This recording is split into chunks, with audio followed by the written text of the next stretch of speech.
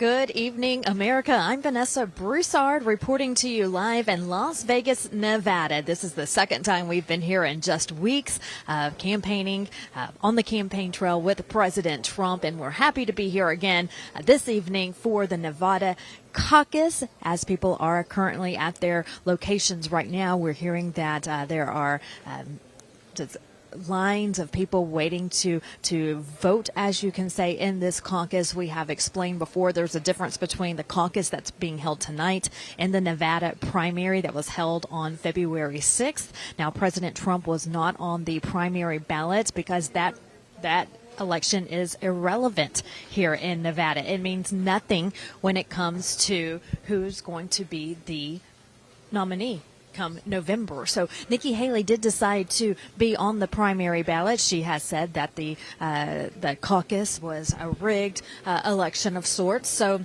she decided to be on the primary ballot on February 6th, and she lost to none of these candidates. So when people went to vote here in Nevada for that primary, they could vote for Nikki Haley. There was a list of several other candidates, and then there was a box that you could check that said none of these candidates. None of these candidates won with over 60% of the vote. So Nikki Haley still did not win in the primary, even though Donald Trump was not on the ballot. So here we are, caucus night in Nevada, and Nikki Haley is not on the ballot, so we're expecting a landslide win for President Trump tonight. If you can see behind me, not sure if you can, they're already celebrating here. The Trump campaign is the Trump team, as President Trump has won the U.S. Virgin Islands today, coming in with 4 delegates that have been awarded to him from the U.S. Virgin Islands. So that was the first win of the night, coming from the U.S. Virgin Islands, and now we are waiting for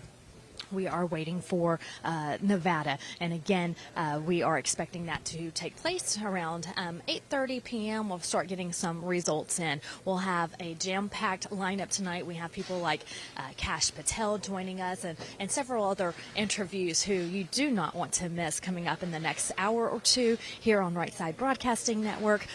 Brian Glenn of Right Side, he is with the Trump team right now. He'll be joining me momentarily as well. So we'll talk about all of the breaking news that has gone on just today alone, coming up in the next couple of hours. And of course, at the end of the night, after these results come in, we'll hear from President Trump, who will take the stage behind me, and he will address the nation about what this win means to him as he looks to South Carolina, which is next, and that's where Nikki Haley, that's her home state. So we'll see what happens in the coming days and coming weeks as we head into Super Tuesday as well, where several states head to the polls. So the next few weeks will be crucial. We'll talk about why we believe what others are saying, experts are saying about what they believe and why they believe Nikki Haley is even still in the race as she continues to lose in several states. So that's all coming up here on Right Side Broadcasting Network here coming up in the next couple of hours. Now,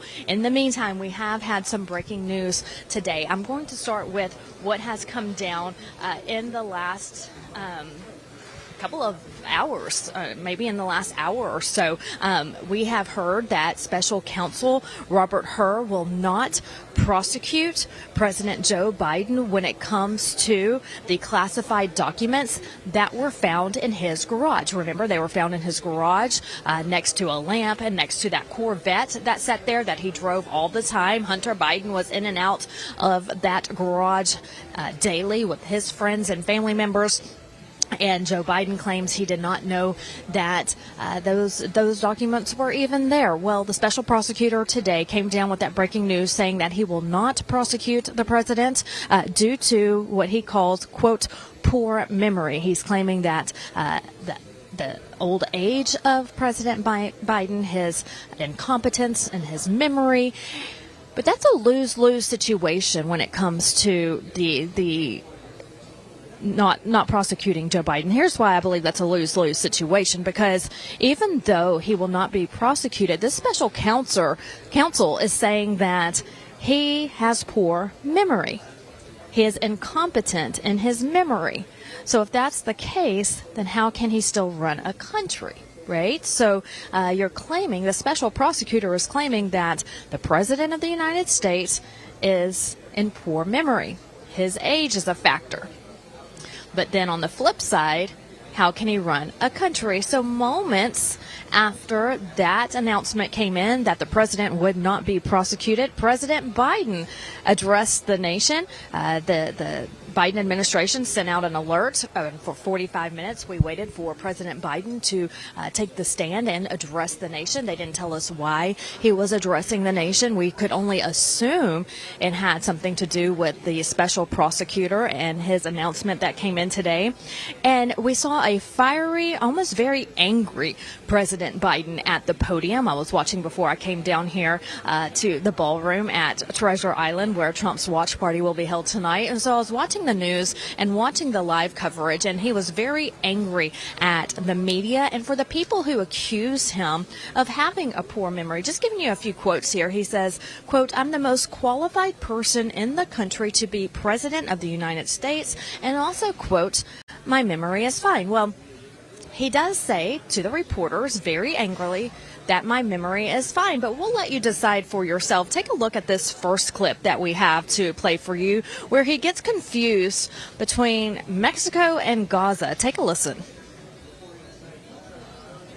As you know, that the conduct of the response in the Gaza Strip has been over the top.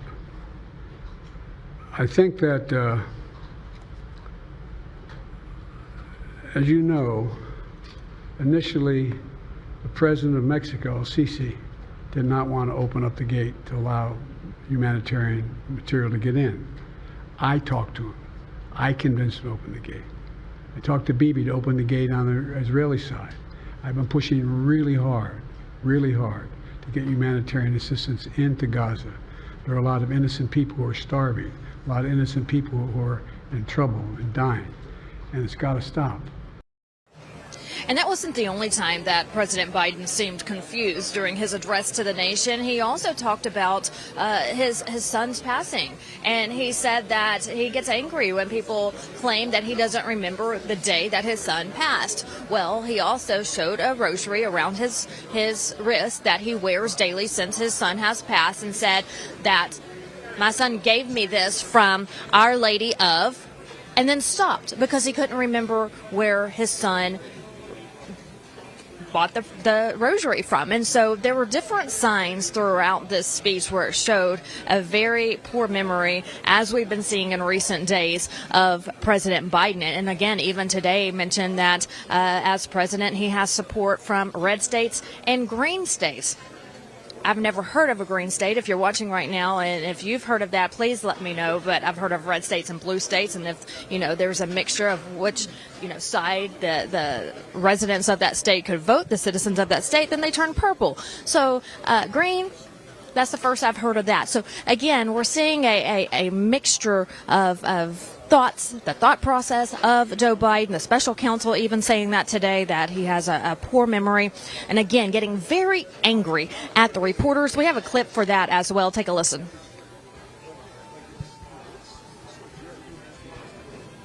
Mr. President, for months when you were asked about your age, you would respond with the words, "Watch me." Many American people have been watching, and they have expressed concerns about your age. That is your judgment. That is your judgment. That is not the judgment of the press. They express concerns about your mental acuity. They say that you are too old. Mr. President, in December, you told me that you believe there are many other Democrats who could defeat Donald Trump. So why does it have to be you now? What is your answer to that question? Because I'm the most qualified person in this country to be president of the United States and finish the job I started. Joe Biden also saying that this case of the classified documents in his garage is much different than the classified documents case from Mar-a-Lago, saying, quote, that Mar-a-Lago is a public place. Mar-a-Lago is not a public place. Mar-a-Lago is a residency of President Trump, of his family, and it is a private home. So, again, he was wrong there, and very forgetful in his talk to the nation today. So, again, a lot unfolding there. We do have more breaking news for you, and we'll talk more about this classified documents case with Brian Glenn, who is standing by to join me here tonight. But in the meantime, I want to thank our sponsors, Birch Gold Group.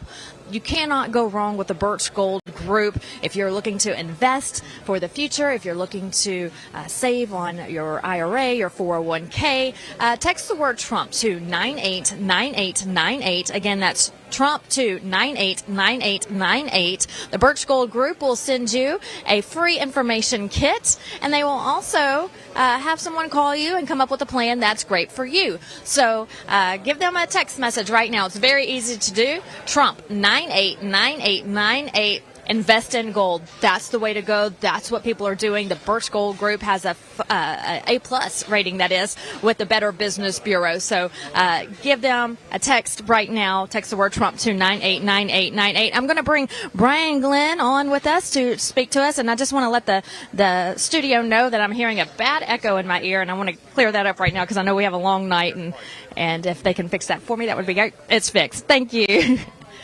Brian, good to see you. How's it going? It is awesome. We were planning to do something a little extra tonight, and I think those plans got kind of rearranged, but we're glad to be here. And, it's exciting to be here in Las Vegas to begin with, but it's also exciting to be here in Las Vegas on caucus night, which is a wonderful time. And, of course, this great state has been behind President Trump, and the poll numbers are ridiculously high.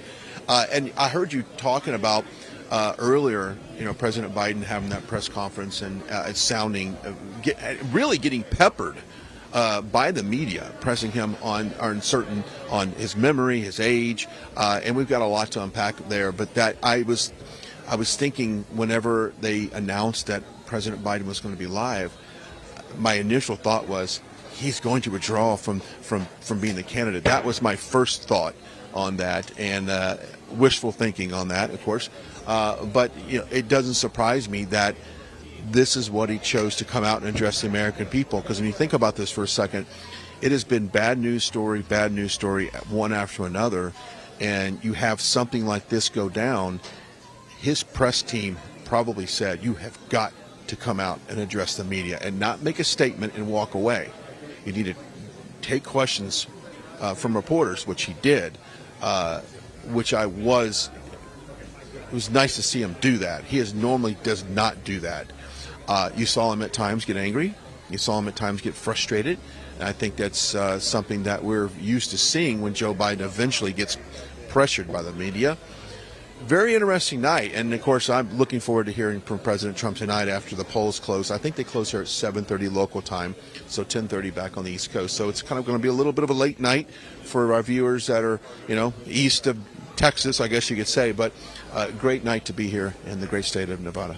It is a great night. And, Brian, I'm hearing that the lines are long at the caucus locations, which is always great to see. People have been waiting for this day in Nevada for a very long time. And so they're here tonight. They're ready to caucus, and they're ready to pull in a landslide victory. And the President Trump's team is expecting that as well.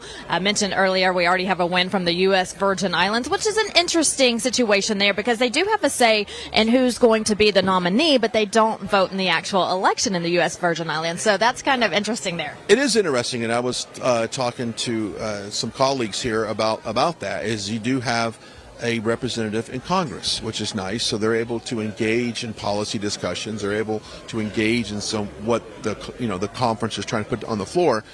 You just don't have a vote. You just don't vote on anything, but you are engaged in that. And it's nice to see that the U.S. Virgin Islands is behind President Trump. It's a good. I don't know why you wouldn't. All the policies benefit and that area, so it's great to see that. Really is. And so again, we're here in Nevada where we're waiting on people to caucus. President Trump has landed in Las Vegas. He is here, his team excited. I've been watching. We just left Trump Hotel there, and the energy around Trump Hotel right now is really something that you don't see with anyone else. They know he's there.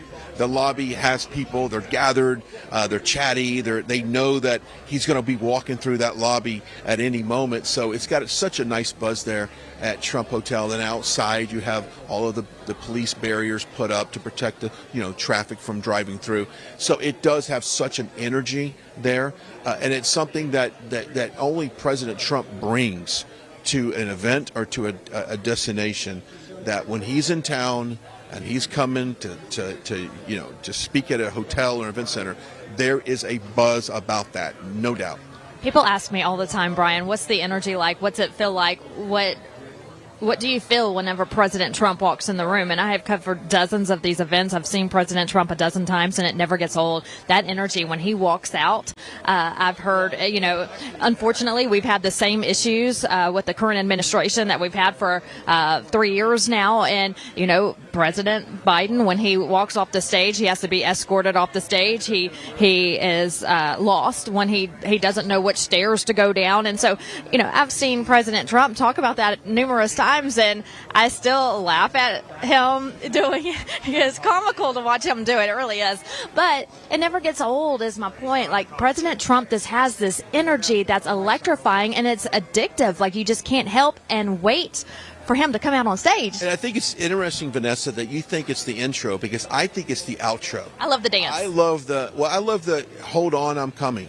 It is hopeful. He just delivered probably an hour and 20-minute speech, and then they play the music, hold on, I'm coming. It's just, it wraps up the night, and it provides hope for millions of Americans, tens of millions of Americans. And so that's actually my favorite part of the night. I always love the intro as well. Great, because we've all been anticipating him to walk out. And I think he will walk out here tonight around the 9 o'clock hour here local time. So a little bit late, 12 o'clock on the extreme East Coast. But that's my favorite part, is when he comes out at the when he says goodbye. Like, here's my plan, here's the message, and that's it. So I love it. Yeah, from start to finish, it's very electrifying and very hopeful, like Brian just mentioned. Brian, before you came on, I want to talk more about this special counsel. I'm going to take my FB out. I'm hearing an echo. Before you came out, we talked about the special counsel and their ruling today. Isn't it a lose-lose situation for President Biden, and maybe why he was told by his staff to come out and address the nation? Because the special prosecutor said he does not have a good memory. He has a, quote, poor memory. That's written in there. So if you have a poor memory and you don't know what's in your garage, how can you run the United States of America? And so, like you said, you were expecting him to step down today after that ruling, but he's telling the people, I'm good, I'm fine, I remember, there's nothing wrong with me, I'm getting very angry. But how can a special prosecutor rule that the President of the United States is elder and has a poor memory, and that's okay for him to be President of the United States? Well, Vanessa, they protect him like the media protects him, the government protects him, prosecutors protect him. They know deep down inside this guy is pathetic. He needs to, in all due respect, and to his health as a human being, he needs to go find a safe space to sit down and relax. And this job, they always talk about a job's going to kill me, this job's going to kill me. That job is a very hard job for anyone to do. He does not have the mental capacity or the physical capacity to do this. Now, I want to point out that today, Joe Biden was a busy guy today. He did fly I think he went up to New York for a speech, or he's done some traveling today. Probably did not get his daily nap. He probably did not, and I know. And I had to wake him up to come address. That's why it took 45 minutes. Well, he's had a long day, so if you're traveling and you don't have your nap and you don't have your regular routine of calling a press at 10 o'clock in the morning and calling it a day, you see a very different side of Joe Biden. And I think tonight we saw a tired Joe Biden. We saw a very disgruntled and angry Joe Biden. We saw a confused Joe Biden. But that's what you get when you take someone who does not have the mental and physical capabilities to deal with all of these problems that we have right now in the world. I mean, if that's how he's dealing with it now, with his documents, how he's going to deal with it when all of a sudden we receive information that a foreign government has fired military rockets at us, and we have to react quick. We have to make a decision of what to do. I don't think he has that mental capacity to process information to make the best choice for America. I really don't think it's there. And we can make fun of him all day long, but the truth is, I don't think he's mentally prepared to do this job. He wasn't before, and he sure as hell is not now.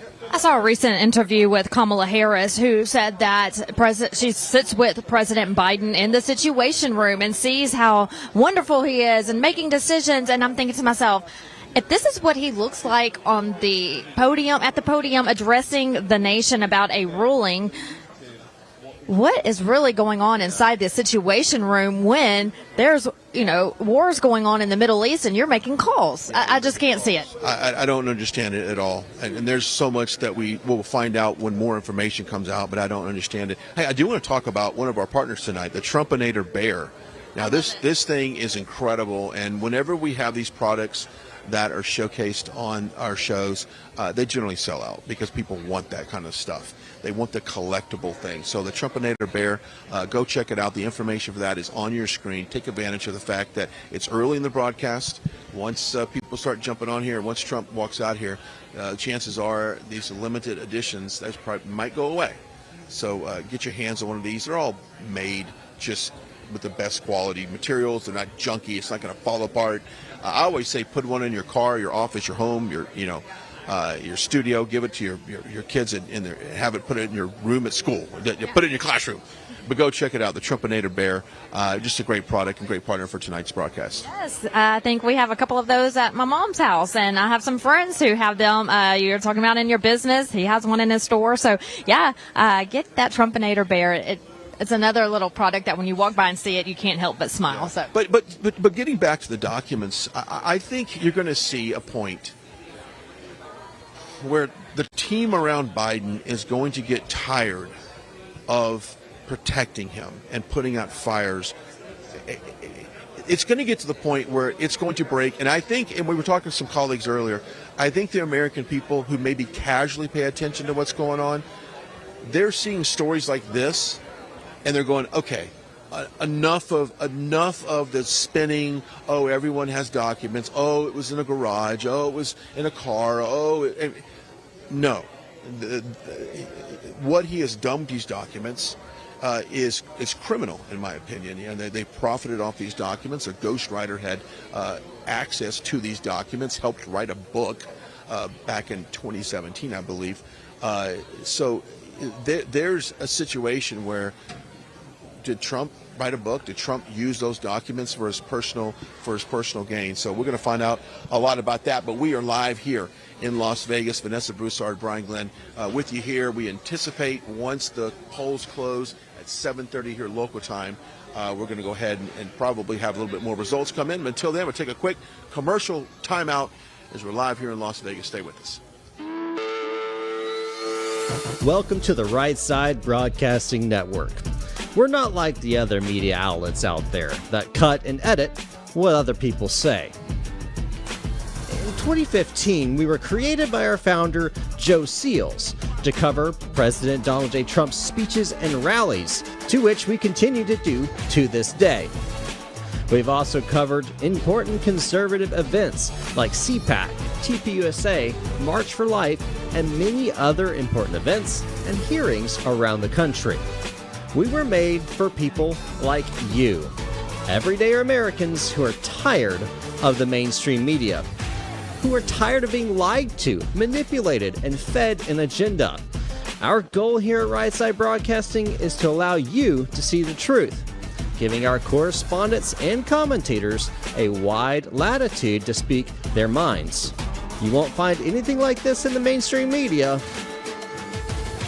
Your support through your donations, locals, and supporting our advertisers allows us to continue to cover important events around the country each and every day.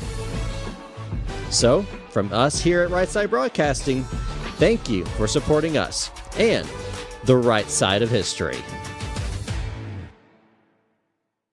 Hello, I'm Mike Lindell, and I'm here to tell you about my new product from MyPillow, towels that actually work. Watch this absorbency test. Here's another towel that we randomly went out and bought. Here's one of my towels with the nice design. I don't know if you can see this, but you could line a swimming pool with this. I mean, this is crazy. Get rid of it. Towels that actually work. What a concept. I'm interrupting this commercial to let you know you can get our 6-piece My Towels, regular $69.98, now only $29.98. Or you can save 25% on our brand new kitchen towels, made with the same technology as our famous My Towels. Also, we have bath sheets, bath towels, washcloths, hand towels, and so much more. And the best part, with your promo code, your entire order ships absolutely free. So go to mypillow.com or call the number on your screen. Use that promo code to get deep discounts on all my towels. And for a limited time, your order ships absolutely free. What's up, guys? My name is Jaden Hurd, and I have a Christian show called Let It Be Heard, where we analyze culture and current events from a biblical perspective. I highly recommend you guys check us out. We now have episodes every Monday, Wednesday, and Friday. And basically, what happens is we react to videos, we have talking points, we have on guests, and it's very exciting. Come check us out on Rumble on the RSBN channel. God bless you guys.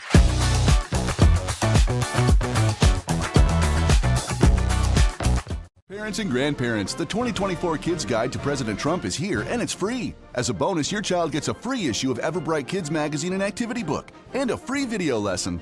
Order now at freetrumpbook.com. That's freetrumpbook.com.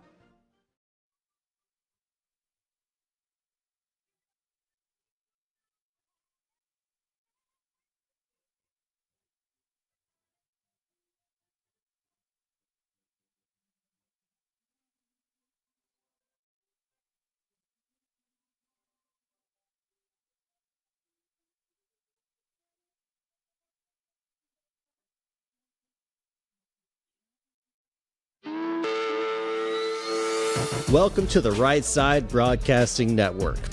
We're not like the other media outlets out there that cut and edit what other people say. In 2015, we were created by our founder, Joe Seals, to cover President Donald J. Trump's speeches and rallies, to which we continue to do to this day. We've also covered important conservative events like CPAC, TPUSA, March for Life, and many other important events and hearings around the country. We were made for people like you, everyday Americans who are tired of the mainstream media, who are tired of being lied to, manipulated, and fed an agenda. Our goal here at Right Side Broadcasting is to allow you to see the truth, giving our correspondents and commentators a wide latitude to speak their minds. You won't find anything like this in the mainstream media. Your support through your donations, locals, and supporting our advertisers allows us to continue to cover important events around the country each and every day. So, from us here at Right Side Broadcasting, thank you for supporting us and the right side of history. Just for a few moments and talk to our friends over at the Birch Gold Group. Philip Patrick joining me now to talk about this ever-changing economy and what's going on in the world right now. And just recently, President Biden has issued his 2024 budget. Now, there's a lot of numbers. There's a lot of stuff to unpack. Walk me through all of what these numbers indicate. Look, at a glance, the 2024 budget would make you laugh if the topic wasn't so serious. I mean, really, it is full of marketing taglines like growing the economy from the bottom up and the middle out, or trying to ensure an equitable and effective and accountable government that delivers results for all. In fact, in the introductory message, Biden rammed home this idea that he's had a commitment to fiscal responsibility and how he'd cut the deficit. Look, fiscal responsibility sounds great, but a quick look at the numbers, I think, dispels that notion. Over the next 10 years, from this year until 2033, the total deficit is projected at $17.16 trillion. And in no single year will the deficit be less than $1.5 trillion. And that's assuming there's no wars or intervening recessions or spending sprees. To think about that for a moment, responsibility is now defined as spending at least $1.5 trillion more than the government brings in revenue every single year for the foreseeable future. It is absurd and unsustainable. That's actually what Jerome Powell was referring to when he said the government was going down this unstable financial path. I mean, he's dead on with that. He's absolutely spot on. And I think he's pointing to the fact GDP has grown $5.5 trillion in 3 years, when federal debt's grown $1 trillion in 3 months. And we have a Congress now that is determined to just kick the can further down the road instead of addressing the problems. As we said, it's unsustainable. Even Powell can't deny it now. Do we have any idea how much money right now Joe Biden has actually borrowed from the future of Americans here? It's a very good way to put it, actually. The answer is a lot. When Biden got into office, national debt was $28 trillion. Today, over $34 trillion. That's a 21% increase in a matter of years. And for a little bit of context on that, $6 trillion is an almost unimaginable amount of money. For some context again, that's 20% more than we spent, adjusted for inflation, fighting World War II. That is, by itself, 2 Germany's worth of debt in 3 years.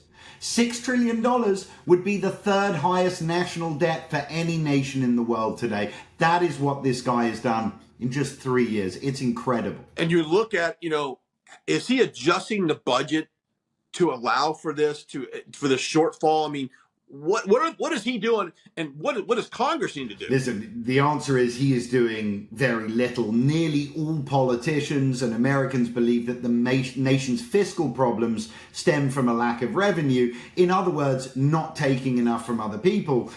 The Biden budget claims that wealthy corporations and individuals are not paying enough taxes. So the solution, of course, let's just tax everyone more. But the problem is this. By Biden's own numbers, that only brings out about $120 billion in revenue. Furthermore, the 10-year deficit projections include these tax increases. And that accounts for about $6.6 trillion deficit reduction over the next decade. In other words, the other 93% of the money presumably will be borrowed. In other words, he doesn't address the shortfall at all. Let's just let the next guys deal with my problem. That's the mindset. Yeah, that's a horrible mindset. Philip Patrick joining us here from the Birch Gold Group. Now, this is where we drill it down to the average American, Philip, and how they can really survive the financial crisis that is inevitable that we have in this country. And we've talked about our friends over at the Birch Gold Group for months now. We've got thousands of our viewers have taken advantage of a lot of the specials you guys have. But let's get serious for a moment. I mean, what can they do to ensure that they don't get tangled up in this cobweb of tragedy that's ahead, and they can secure their financial future and what they built already? Look, first and foremost, we've got to stop Bidenomics, right? So everyone needs to go out there. They need to vote. We need a change in 2024. Otherwise, we may be at the point of no return.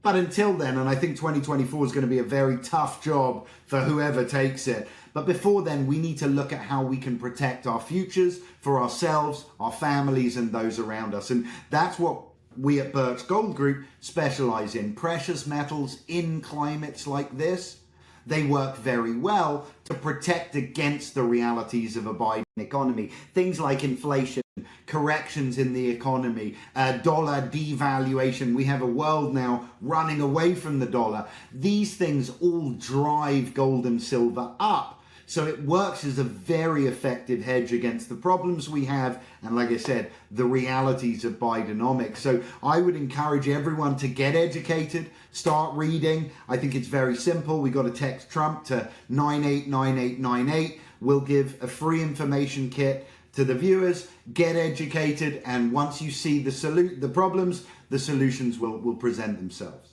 Philip Patrick joining us as we take a break from our programming to talk about this serious issue here. A lot of stuff going on in Congress, a lot of stuff going on in this country right now.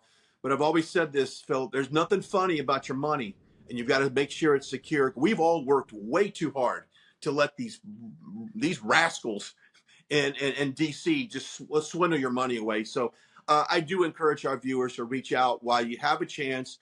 All you do is text Trump to 989898. Super easy. They'll get the information over to you free, so someone can make their best judgment there. But Philip Patrick, always a pleasure joining us here. You're a gift to this country. You're a gift to this programming to bring these types of straight facts to our viewers, and we certainly appreciate it. Thank you, Brian. The honor is mine. Thank you, Philip Patrick, the Birch Gold Group. All right, we are back here live at Treasure Island here in Las Vegas, right off the Las Vegas Strip. Now it is buzzing outside on the Strip, but guess what? It's also buzzing around the caucus locations here in this great state because people are going out to the polls right now. Yes, they've been waiting for this day for 3 years. They're excited. They're ready. And if February 6th, just 2 days ago, gives you any indication of what tonight's going to be like, there's going to be a record number of people turning out to vote. Here's why. Because Nevada has 2 elections. They have a primary and they have a caucus. The primary was on February 6th, just 2 days ago. The caucus is tonight. Now, we have explained this, but for those of you who are just joining us, the primary is irrelevant. It means nothing. You earn no delegates from the outcome of that vote. But the caucus is where it's at. That's where you earn those 26 delegates from the state of Nevada. So President Trump was not on the primary. It's irrelevant. He had no reason to be, correct? Yeah. Nikki Haley was. And Nikki Haley's not in the caucus. Correct. Which is interesting. Which is interesting because, well, she knows she's going to get beat. That's the thing. And so here's what the mainstream media can take away from this. If Nikki Haley is in the primary and she wins the primary, which, by the way, none of the candidates, that option actually got the most votes, so she didn't necessarily win the primary. But in her world, in a perfect world, she would have won the primary, and the media would have took that narrative, Vanessa, and would have ran with it. But the actual delegates that you get comes from the caucus, right? And looking at the polling here in this state, she had virtually no chance of winning. Mm-hmm. So in a way, if she's looking to control the narrative, mm-hmm. it was a smart decision to do the primary. Unfortunately for her, she ended up not even winning that. Right, and that's very embarrassing. Which is very embarrassing. Yes. So Trump will dominate tonight. There's absolutely no doubt. There's just no doubt about that. The only other person on the candidate is someone that who has been on the campaign trail. I've actually seen him at different events throughout the country. His name is Ryan Binkley. He is a pastor from the state of Texas, and he usually is polling at 0% if he even shows up on the polls at all. Has never made it to the debate stage, and so he's the only other candidate on the caucus ballot tonight. So it's him against Trump. So we'll see what happens. And what's interesting is I don't see any media on this guy, and I don't see him making the rounds to the media. So if he is that committed to staying in the race, and I can only admire his tenacity to do this, and whether or not he has the, obviously clearly he doesn't have the voter support on this, but he is getting the financing for whatever reason to continue this campaign. I don't necessarily see any ads on him. I may see a sign, in a couple yard signs out, but there's really no mass marketing for this guy. So I just really got to ask why. Like, is this? Do you not have anything better to do than to do this? But I will say this though, I don't think he's attacking President Trump. At least I have not. Maybe he is, and maybe I'm wrong on this, but I have not seen any attack ads for him. I guess you got to respect that. I don't know. I don't know. I just don't know why he's still a method to his determination in this race, and again, it may be because the fundraising. It may be because he wants a future in politics, and he's trying to get his name out there. He may want to be on a cabinet under the Trump administration. We just don't know. There is a reason he's staying in the race. I don't know if you're coming in at 0%. You've never made it to the debate stage. You haven't been on any advertising on TV, on the radio that we've seen. I haven't seen any yard signs. I have seen his or Facebook ads or Instagram ads. ads. I actually ran into him at a CPAC event a couple of months ago, and so I did an interview with him. Very nice guy, but and he's another one who wants a better America, and he has a lot of the same ideas that we do, but people have not heard of him. They don't know about him, and so he's just not a strong candidate. And so again, he's the only other one on that card tonight. The first time I ever heard of his name was at CPAC last year. I believe his wife came up to our booth and said, my husband's running for president. And I thought, okay, president for what? President's for the Elks Club, president's for the Young Businessmen of America Club. Like, what club are you running for? And he says, no, President of the United States. I'm like, okay, well, that's interesting. Nice to know that. And we'll get to CPAC in a second because I got some thoughts on that. I can admire his pursuit for this job. I really can. And maybe it's going to be a learning experience for him, obviously, of getting on the campaign trail. And he's going to figure out just how hard it is to get the message out about what you're doing. So, hey, look, I'll give him some brownie points for staying in the fight. And but at the end of the day, I think that the reality is that he's not going to become president this year, and he may not even become president in 28. But it may be a great proving grounds to do something locally there in Texas. I know he's in the Dallas-Fort Worth area, so maybe if he wants to be honest with you, if he's listening right now, and we're not at any, you're not putting him down or anything like that. I'd like to see him direct what he's learned on the campaign trail, running for president, to apply that locally in Texas, and maybe run for a state rep position, or run for, maybe find, there's a city council out there that needs a little bit more of a conservative background. I'd rather see him do that and actually make a difference in his immediate world than trying to just, to become president. That's unrealistic right now. So that is my message for him, is I admire the tenacity, I admire the determination, but focus that on something that's a little bit more of a reality. And I think if he drilled it down to a local standpoint, he can make a difference. And God knows the state of Texas and God bless him right now, because if you look at the border right now and the fight that the state and Governor Abbott is going through there,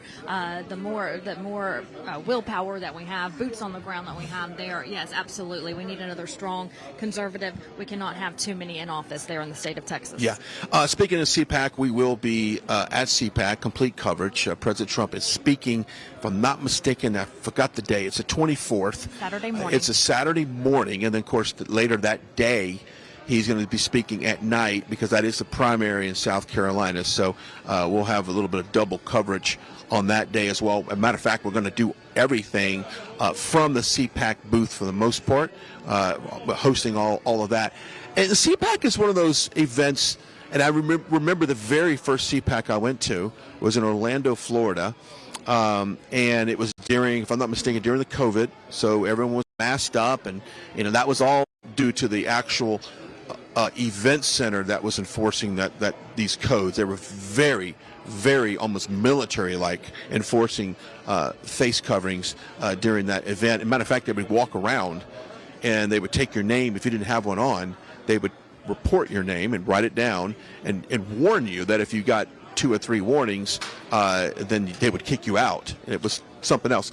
But I remember seeing how many local national people that would always come up to our booth and ask to be interviewed. And quite honestly, we want to be able to promote candidates, no matter where they live, what they're running for, because that's kind of, we're like a people's network. We want to make sure we get their voices out. But that is an event that you're going to see everybody. We saw Corey Mills. Remember, we did some interviews with him. He ended up later getting elected. It's a great event. If President Trump President Trump is the draw for that event. There's absolutely no doubt. Not that we don't have other speakers planned to speak, but President Trump is the draw to CPAC. So I ask you this: if President Trump was not attending CPAC, would it be quote CPAC, or would it be just another event with a laundry list of speakers that we often see through various conventions and stuff during the year? I don't think CPAC is CPAC without President Trump. I worry about that daily, Brian. What is this country without President Trump? President Trump has transformed the Republican Party in so many different ways. He has brought a new energy. He has brought a new liking into politics, into people who, yes, they cared for our country, but they were the silent majority. They sat at home. They went to work for their family, and they cooked dinner at night, watched a movie, and went to bed and did it all over again the very next day. But now people are involved, and it's all because of President Trump awakening that sleeping giant, saying, we've got to make a move here. We've got all of this corruption going on. We have a country to save. This is what's happening. I'm going to expose everybody. And he has, which is why they're attacking him. But what happens after President Trump across the board? Where is that excitement after President Trump? Because we haven't seen this excitement in the Republican Party. This is a historic movement, never been seen before. But yes, CPAC I enjoy going to CPAC. This is where everyone in the Republican Party can converge, like-minded people who think like you do, who love our country, want to save our country. We're doing it for ourselves, but also our kids and future generations. And it's just people who love America. And it's wonderful to be in this huge event center hotel of sorts around thousands of people who love this country. But you're absolutely right. The main draw, I believe, is President Trump, but that's everywhere. Yeah, and we like to be a part of that because we do like to provide a platform for people that want to run. And you get people that are, pitching a book, they got a new book out, or whatever the case may be, and you just can't interview everybody. And sometimes when you tell people, I'm sorry, we don't have the airtime for your segment, I'm sorry, like, people sometimes get bent out of shape for that, but I'm sorry, like, we can't interview everyone at CPAC, or we wouldn't have time to air President Trump's speech or anybody else great that steps up to that event. But anyway, there's a lot of different organizations there as well who are doing great things for the country. And it wasn't until I went to CPAC that I learned about these organizations. You have Moms for America, Moms for Liberty. You had Run Gen Z. Run Gen Z is doing amazing things across the country. They are taking these younger Americans, 18, 19, 20, 21 years old, and they're grooming them to be the next city councilman in your city, the next school board leader for your school district. And so while they may not be the president or the governor, they're grooming these young conservatives, training them to be next in line, and so many are winning. And so you look at Valerie McDonald, who is a state rep, and she's in her early 20s. I've interviewed her before. Very brilliant young woman. And so she comes out of the Run Gen Z program. So Run Gen Z is one of the organizations that attends CPAC and attends these different conventions and lets people know, hey, if your child is interested, if your college student is interested, have them contact us, or we'll contact them. Come to some of these seminars that we host. A lot of those are webinars. You don't even have to leave your house. You could do it online. And they train you to be the next winner in your community and then work your way up. Yeah.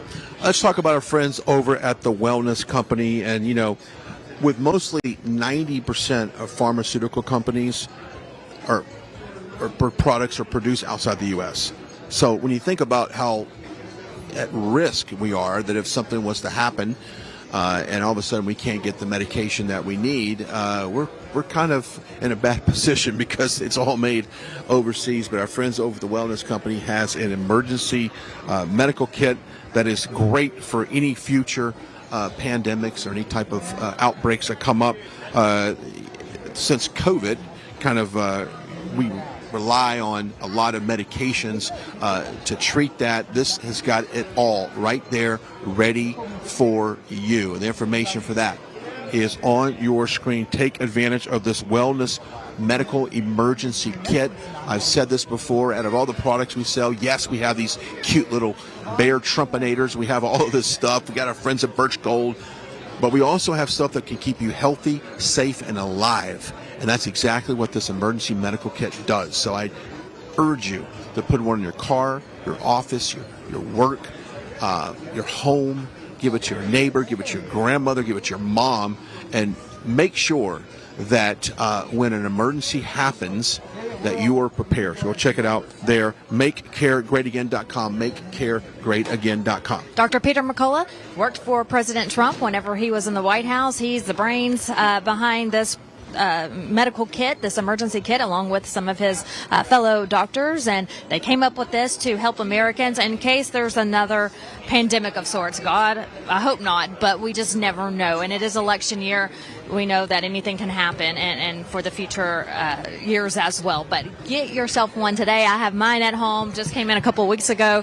I sat on Google, Brian, and Googled every medicine, and it's a wide array of different medicines that treat different sicknesses. So you're taken care of if you have that medical emergency kit. So make sure you get one today. Make sure you get one today. Okay, we're live here in Las Vegas. If you're wondering, hey, why isn't anybody behind you? Because they don't open the doors here until 8 p.m. here local time. So the caucus ends at 7:30. They're going to open the doors at 8. People are going to come in. if I'm guessing, and we've done a couple thousand of these events, it seems like, it's going to take about an hour to probably process everyone in the door here. And then, of course, around 9 o'clock, maybe when we get some results that come in, we know what the results are going to be, but how large of a victory, we'll find out. I think that's when we're going to see President Trump take the stage and deliver some remarks. Now, earlier, President Trump, and we'll talk about the Supreme Court hearing that we had today, President Trump made a few comments to the media outside of Mar-a-Lago, one of the entrances when you pull in to the breezeway there. He stepped outside to talk to some reporters about his thoughts on the Supreme Court hearing and his thoughts on what's going on in this country. I think we have some video for that, if I'm not mistaken. We can cue that up. But this is what happened earlier today down there in Florida. Let's go ahead and toss to that. Listen in. Illegally in the gotaways they're in this country. Where are they living? Well, I tell you, they're living on the streets, and they're living in public, government-funded. Finished watching the Supreme Court. It was a beautiful thing to watch in many respects. It's unfortunate that we have to go through a thing like that. I consider it to be more election interference by the Democrats. That's what they're doing. The good news is we're leading virtually every poll. We're leading I don't even know if we have anymore. I'm not sure that we even have a Republican candidate, somebody running, but not making any impact. So as you know, we won Iowa, we won New Hampshire in records, and each won a record. We think we're going to do very well. I'm heading out right now to Nevada for the caucus and the caucuses, and I think we're going to do very well there. All polls indicate we're in the 90s, maybe more than the 90s. We certainly did well in a primary that didn't matter, where they voted very nicely. And we have tremendous support from the people of our country. They hate what's happening at the border. They hate what's happening just generally. We're not a respected country anymore. We're laughed at all over the world. They're laughing at us. And they hate what's happening. They hate seeing it. They love our country. They want it to come back. And we're going to do that. If you think about it, had the results of the election been different, that would be nice. You wouldn't have the Ukrainian situation with Russia. You would not have had an attack on Israel, which was so horrible. You would not have had inflation. You wouldn't have China talking about Taiwan. You wouldn't have any of the problems that we have today. And you certainly had a broke Iran, and now you have a very rich Iran. Iran was broke when I left. They had no money to give to Hamas. They had no money to give to Hezbollah. And now they have 200 billion. Plus, as you probably know, people don't like to admit it, they certainly control Iraq.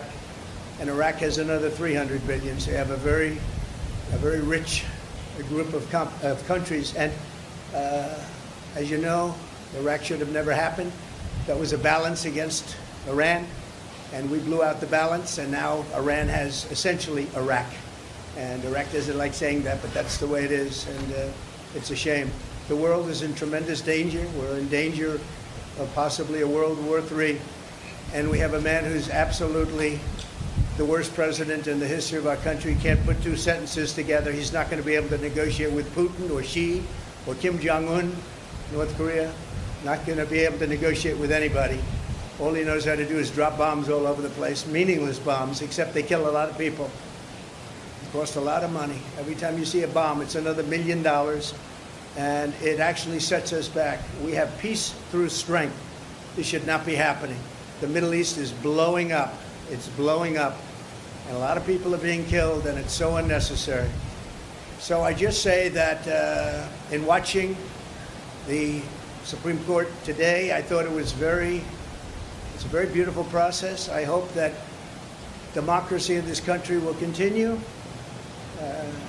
Because right now we have a very, very tough situation with all of the radical left ideas, with the weaponization of politics. They weaponize it like it's never been weaponized before. It's totally illegal, but they do it anyway. And it has to stop. Every one of the court cases that I'm involved, every single one, civil, whether it's the attorney generals or the district attorneys. You look at Fani in Georgia. They had many meetings with the White House and with the DOJ. They went there, 8-hour meetings. That was all staged. That was a phony hoax. And now you look at it, and it is a phony hoax. And Hopefully that case will be dismissed in short order. It's a disgrace to this country.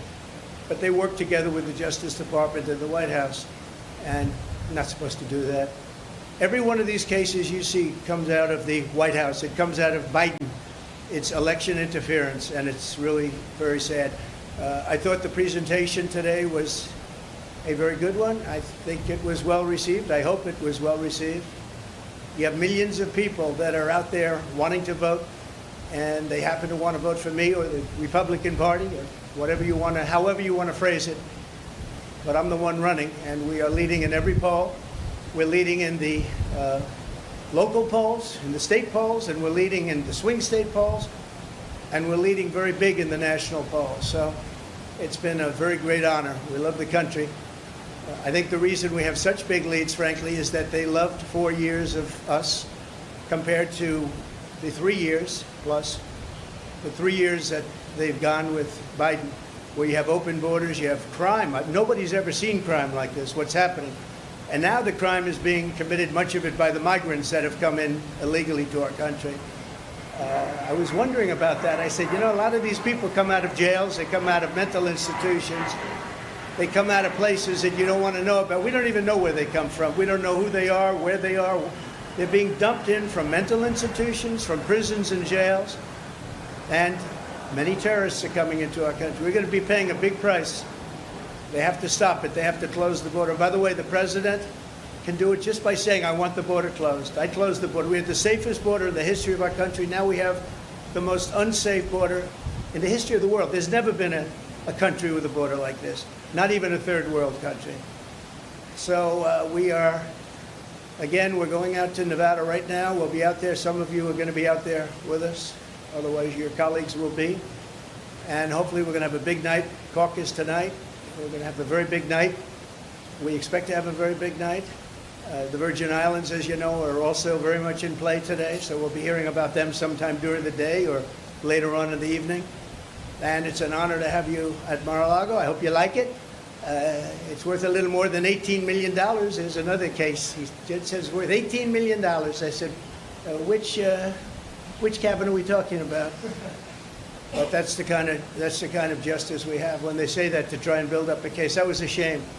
But that gave up so much. When they said that gave up so much that Mar-a-Lago's worth $18 million. They had it appraised for, as you know, 50 to 100 times that amount.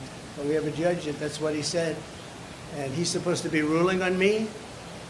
But who knows? Maybe he'll be fair. I doubt it, but maybe he'll be fair. So I want to thank everybody. And by the way, we proved that case 100%, 5 times over. That case is 100% proven, 5 times over. We've never seen anything like it. He just wouldn't dismiss it, no matter what. Shouldn't be there. It should have been in the commercial division. Anyway, it's an honor to have you. I look forward to having you again, and I'll probably see you out in Nevada. Thank you very much. The U.S. Supreme Court is said to be broadly skeptical in early reporting about the effort to try and kick you off the ballot. Having said that, though, speak to the argument, legal and otherwise, that your detractors have made leading up to the day. And it's an argument that was given voice by Mitch McConnell, the Senate Republican leader, not long ago. All right, I got the gist. There's no question Yeah, I got the that gist. President Trump is practically and morally responsible for provoking the events of the day. He doesn't say that anymore. So let me just tell you that I heard and I watched. And the one thing I'll say is they kept saying about what I said right after the insurrection. Because I think it was an insurrection caused by Nancy Pelosi. This was an insurrection, if it was an insurrection, which there were no guns, there were no anything except for the fact that they shot Ashley Babbitt. Somebody from the police force shot Ashley Babbitt. So unnecessary, so sad, so horrible. But there were no guns, there were no anything. But if you take a look at my words, right after, you take a look at my speech from the Rose Garden, which was very shortly after, or you take a look at I'm only on Truth now, but at that time, we were tweeting, and I was on Twitter. If you take a look at those 5 or 6 tweets, you will see very beautiful, very heartwarming statements. Go home, the police are doing their job, etc., etc. Beautiful statements. If you see my statement made in the Rose Garden, I think you have to watch that, because today they said the words of Trump. Now, if you take a look at the words of Democrats over the last period of time, look at Schumer's statement about the Supreme Court on the steps of the Supreme Court. He sounded like a mob boss. Take a look at any of them. Take a look at any. We put together a tape of vicious, violent statements made by Democrats. Nobody brings that up. Take a look at Maxine Waters and the vicious statements that she made. I didn't do that. I said peacefully and patriotically.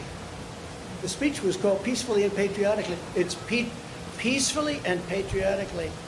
He said I said bad statement. It was the exact opposite. So I think you should take a look at the statements that I made before and after, and you'll see a whole different dialogue. Mr. President, you just mentioned Chinese President Xi. You said that you were going to impose 60% tariffs should you get back in office. Can you explain your rationale there? We want to bring business back to the U.S. They're stealing our business. They're taking our business at levels that nobody's ever seen before. By doing that, we bring business back, manufacturing back to the United States, which I was doing. I took in hundreds of billions of dollars from China. No president had ever taken in 10 cents, not 10 cents. I took in hundreds of billions of dollars, and jobs were coming back. I was saving steel companies. Now they're blowing it. When I see U.S. steel being bought by Japan, what a sad thing that is to me. What a sad thing that is. So we want to bring jobs back. Very simple. Thank you. Mr. President, do you still have confidence in Speaker Johnson after the failed Mayorkas impeachment effort? I do have confidence in him, yeah. I very much do. I think he's a very good man, and I have great confidence in him. Why is Leo Khan, Nikki Haley still in the race when you're dominating in the polls? Oh, I love that question. Thank you very much. You just said it. I don't know why she continues, but let her continue. We have a big one coming up, as you know, in South Carolina. And the polls are indicating that we're through the roof on that one. We're leading by, I guess, 35%, 35 points. So I don't know. I think she hurts herself, but I think she hurts the party and in a way hurts the country. But it seems to be dying. She did poorly in Iowa. She did very poorly in Iowa, actually. She came in third place. Ron DeSantis beat her, although you wouldn't know that if you listened to her speech. She did poorly in New Hampshire. She did poorly no matter where she went. I don't know how the results aren't in yet from the Virgin Islands, but I know she's playing it very hard. And in Nevada, she lost to no name. She had a no name, and she lost by, I guess, 40 points. So I don't know why she continues, but she's a, I don't really care if she continues. I think it's bad for the party. I think it's actually bad for her, too. Mr. President, thank you for having us on a busy day here. Given the battles over presidential immunity, I'm wondering should all presidents and vice presidents be immune from any legal consequences for any action they take during their term? Well, I can say presidential immunity, which we'll be talking about because that will be upcoming, is very, very important for a president to have. If a president doesn't have immunity, he really doesn't have a presidency. He can be told to do things that he would never do. He can do really bad things for our country.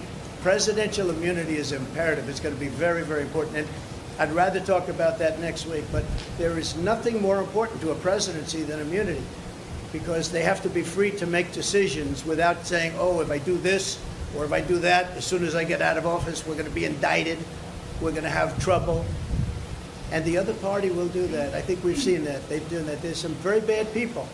And you have an opposition party, and they will do things that are very bad. If you don't have immunity, you can be blackmailed.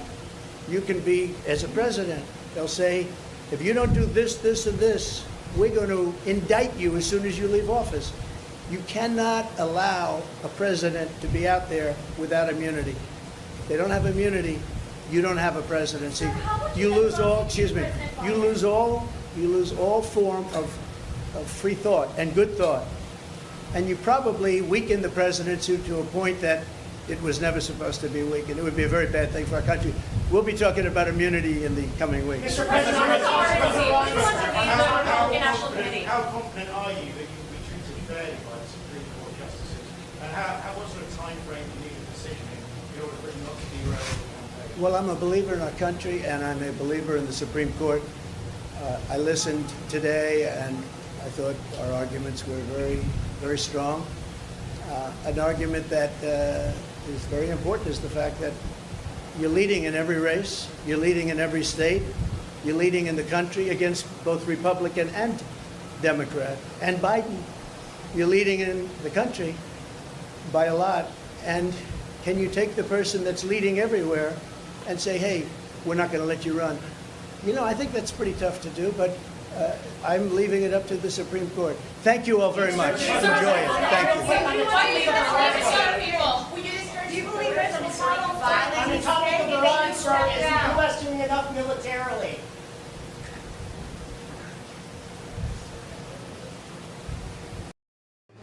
You know, the president really laying out his thoughts on what is happening in the Supreme Court and really kind of recaps everything we've talked about of why the American people are so angry and why they don't trust the media to a certain extent. They don't, the border problems have been 100% on Biden and his administration. And so he's just kind of reiterating what we talk about every day. We'll get to the impact that this could have on Colorado here in a second, but I do want to talk about our friends over at Tax Network USA. Now, the IRS is hiring 20,000 plus agents to basically ramp up their efforts to do more investigations on people. So our friends over at Tax Network USA want to help you.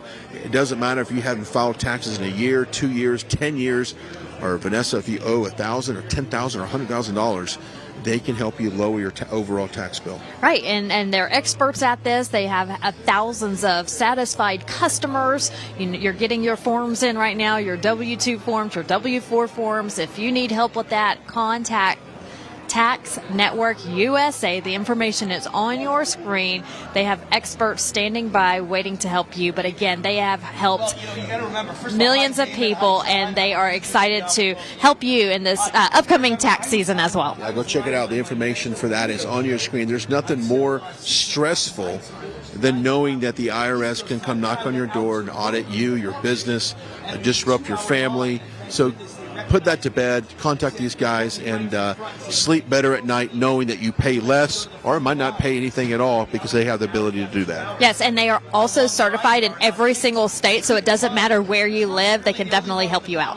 Yeah. All right, so I'm just getting reports that 0% of the polls are reporting right now, 0% for that. So as we get more of that in, we will let you guys know. Wait, do we have Kash Patel on with us right now? Okay, we're going to go there. Okay, I'm going to make sure he's on standby.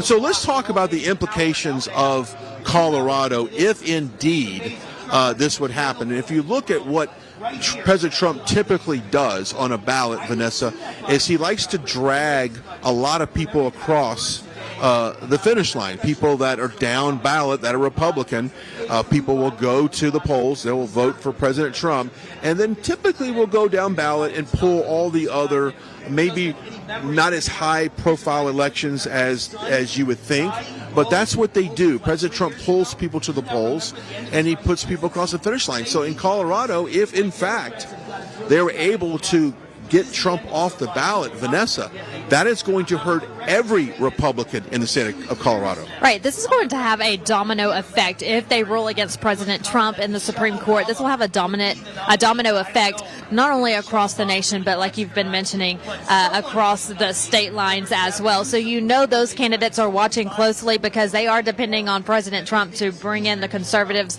by the droves on Election Day. So we'll just have to wait and see what happens. And hopefully the Supreme Court, they follow the 14th Amendment and rule on the law of the land and not on political affiliation.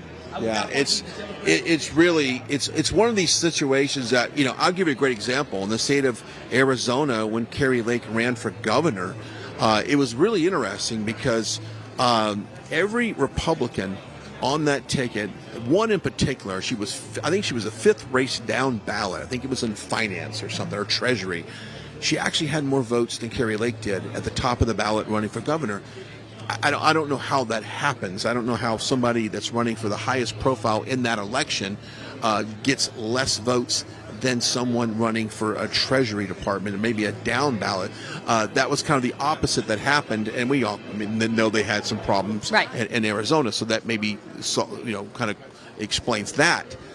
But if Trump is not on the ballot in Colorado, that puts a lot of seats in jeopardy. That puts a lot of state reps in jeopardy. That puts a lot of congressional people in jeopardy. You've got Lauren Boebert, who has crossed over to the state of Colorado, running in another district.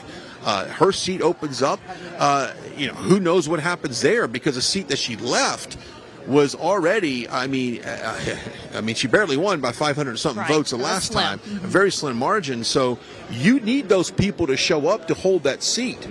And if she runs off across the state to run for a different district, and we don't have the support if President Trump's not on the ballot, those people don't show up, she doesn't win. The old seat flips to a Democrat, and I'm not so sure the seat she's running for now goes to a Republican if he's not on the ballot. Right. So, again, it is going to have a trickle effect, so we have to watch closely. But to recap what happened this morning with the Supreme Court, the prosecution and the defense both gave their oral arguments. Now, this wasn't televised. You could listen to it. We aired part of that here on Right Side Broadcasting Network as we reported live from Trump Hotel here in Vegas this morning, discussing what was going on at the Supreme Court as that was unfolding. And then, of course, if you were watching, we turned it over to President Trump at Mar-a-Lago for his remarks. You just heard those remarks moments ago.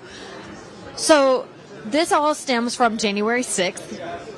And it also stems from the 14th Amendment, Section 3, which states no person shall be president if engaged in an insurrection. Now, what exactly is an insurrection? Because we hear that word all the time. Well, it's a violent uprising against an authority or government. President Trump had no backing behind that. He was not involved in that. Well, the evidence is clear. It's clear. He said walk peacefully, and you can't be more clear by the word peaceful.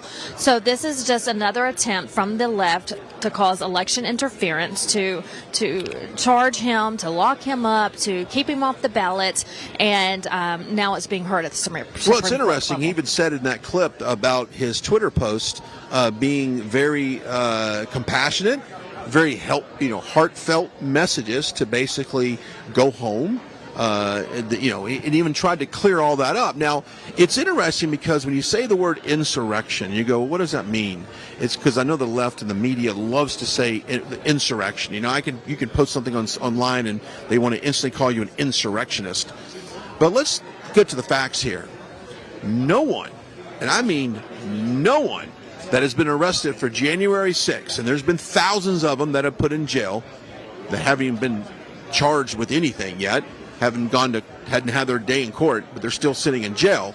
None of them have been charged with insurrection. That is something that no one has been charged with. That is something that President Trump has essentially not shown. Now, it's interesting. I was watching Fox News earlier when we had this break this afternoon, and they had constitutional attorneys say outright, Colorado never proved in their case that Trump incited an insurrection. They just quickly made him guilty of it without proving his case and without giving him the burden of basically to prove evidence that he didn't. They didn't give him that chance to defend himself on that. They went ahead and just slapped a stamp on it and sent it up down the road. So this term insurrectionist is something that is thrown around so much by the left, but yet no one has been charged with insurrection. You would think that everyone would have been charged with insurrection so far, the way they use that term. You and I essentially are insurrectionists if we were even there supporting or broadcasting that. We're part of the problem. So it's interesting how they've used that word so many times, but no one's been charged with insurrection. No one has been charged. And so, again, they heard those arguments today. We're waiting for them to make a ruling on that case. We don't know which way they're going to go, but if they rule against President Trump, get ready for the ride, because it's going to trickle down, not just in Colorado, but all across the country with states who are trying to keep him off the ballot. They'll just say, well, we'll just take it to the Supreme Court. They'll rule in our favor. So, again, we're hoping that the Supreme Court of the United States of America obeys the Constitution, goes by the law. Like Brian just mentioned, nobody has been charged with insurrection. The president stated, walk peacefully. Tuesday. He put it out on Twitter. He said it in front of the crowd, standing right there in front of them at the podium. And so the evidence is clear. But unfortunately, in Biden's America, it used to be, Brian, you're innocent until proven guilty. But when it comes to President Trump, they like for him to be guilty until he's proven innocent. Yeah. Well, here's also the deal. Some of the experts were saying they wouldn't doubt if it's an 8-1 decision. 8-1, it's that convincing. The Supreme Court even knows, and when you listen to the testimony, they even know that what Colorado is claiming is garbage, absolutely garbage. And so they have done a poor job of trying to explain their case to the Supreme Court of why he needs to be removed from the ballot, and they haven't really proven that he even did anything wrong. It's just they quickly rushed to judgment, should say, and went ahead and kicked this thing down the road. So I anticipate the court coming back with a decision in the favor of President Trump, and I do anticipate that we won't see any other states try to do that. This will set the precedent of this type of move from the Democrats and from these corrupt courts, that it will not be upheld, and that it's only through pure democracy that we allow President Trump to be on the ballot. Can you imagine what would happen in this country if millions of people, 70, 80 million people, were told, I'm sorry, you can't vote for President Trump because we decided that he's not fit for office through this insurrection? I think it's garbage. I think it would be the beginning of a vindictive cycle of always charging your political opponents with some type of crime, whether or not it was true or not. Yes. President Trump, just 3 hours ago, I want to read this real quick, on his Truth Social, said if Special Counsel Jack Smith wants to do good for our country and help to unify it, he should drop all litigation against Joe Biden's political opponent, me, he says, and let our country heal. This would be a far bigger and better achievement than anything he has ever done, and will be easy for the great patriots of our country to understand in light of Special Counsel Robert Hur's document report on Joe Biden, where the evidence is overwhelming that he willfully retained important documents. I know that's another case. We were talking about January 6th, but scrolling through some of President Trump's Truth Social post today, there's so much breaking news coming in from the Capitol. We're talking about January 6th and what's going on in Colorado and at the Supreme Court, and then also the documents case. It's just a lot. And so if you're on Truth Social, make sure you follow President Trump. I was just scrolling through, and there was a Truth post that I was looking for. That was the wrong one, but that was a good one when it comes to that case. I think, Vanessa, what we learned was that smoking marijuana is legal in Colorado, and I think that everyone in a position of power must be high on something, because that's just what they thought they could do to President Trump, and they can go ahead and extend that to Maine. Maine did the same thing. Maine removed him, an attempt to move him from the ballot. This is not the way you beat your political opponent. You beat them at the ballot box, and I've said this a dozen times. Joe Biden, if you want to beat President Trump at the ballot box in this election, then have your people show up. If you've got the support that you did back in 2020, just have them show up again. But guess what? He doesn't have the support. You and I both know it. So this is the only way that they know how to beat President Trump, is to take him out at the courts. You beat by cheat. Beat by cheat. That's what they do. Cheat some way, somehow. Hey, we want to talk about, I know there's a lot of rocks being thrown, a lot of stones being thrown at President Trump as he tries to win another term in the White House, but we want your children to learn about President Trump. They're not going to learn this at school, but you can teach it at home. All the great teachings start at home. So get this free Trump book. He's winning by other candidates by a wide margin. So it's expected that he could be president again. It's looking really good for him. So now's a good time to go ahead and get this free Trump book. You can go to freetrumpbook.com. That's freetrumpbook.com. Now, there is a small shipping and handling fee, I believe, for that. But these are flying off the shelves. Little Marty has one at home that he's 2 years old, but he looks at the pictures, Brian. He loves it. He enjoys it. But I'm starting him young. He's a baby for Trump. They have that little group and organization, too, Babies for Trump. So get your kids one, and I like to read mine as well. It's good for adults as well. So get that free Trump book. Yeah, because they're not going to learn about it on the University of TikTok or the College of Instagram. That's not going to happen at all. Right. So go get that freetrumpbook.com, freetrumpbook.com. All right, we're live here in Las Vegas at the Treasure Island Hotel, and we're in a little convention room here. Matter of fact, let's step away. If you're just now joining us, we'll show you where we're at. If you're wondering why nobody is in here yet, it's because, well, the doors aren't open.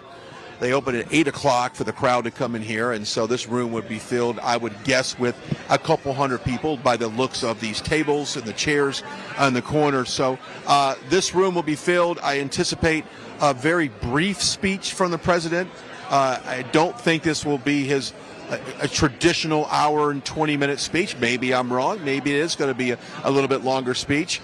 It may be essentially, since this is a very busy news day, maybe this is what we'll hear from the president, but nevertheless, this is the scene right now at his watch party, and we're just moments away from maybe getting some of the early indicators in. It's only 7:19, so the polls, if I'm not mistaken, close here shortly here in the great state of Nevada. Yes, and so we are waiting for those early numbers to start coming in. The studio is keeping us updated as those numbers do come in, and as soon as they come in, you will be the first to know here on Right Side Broadcasting Network. We'll provide those for you. So that should be any moment now, but it is caucus night, and how that works, just like it does if you're showing up to a voting location. If you're in line, you're good to go. You just got to make sure that you're there in time, and we're hearing that the lines are long here in Nevada for caucus night, so that's great to hear. We're hoping to see a big landslide for President Trump. Yeah, it's interesting. I've been,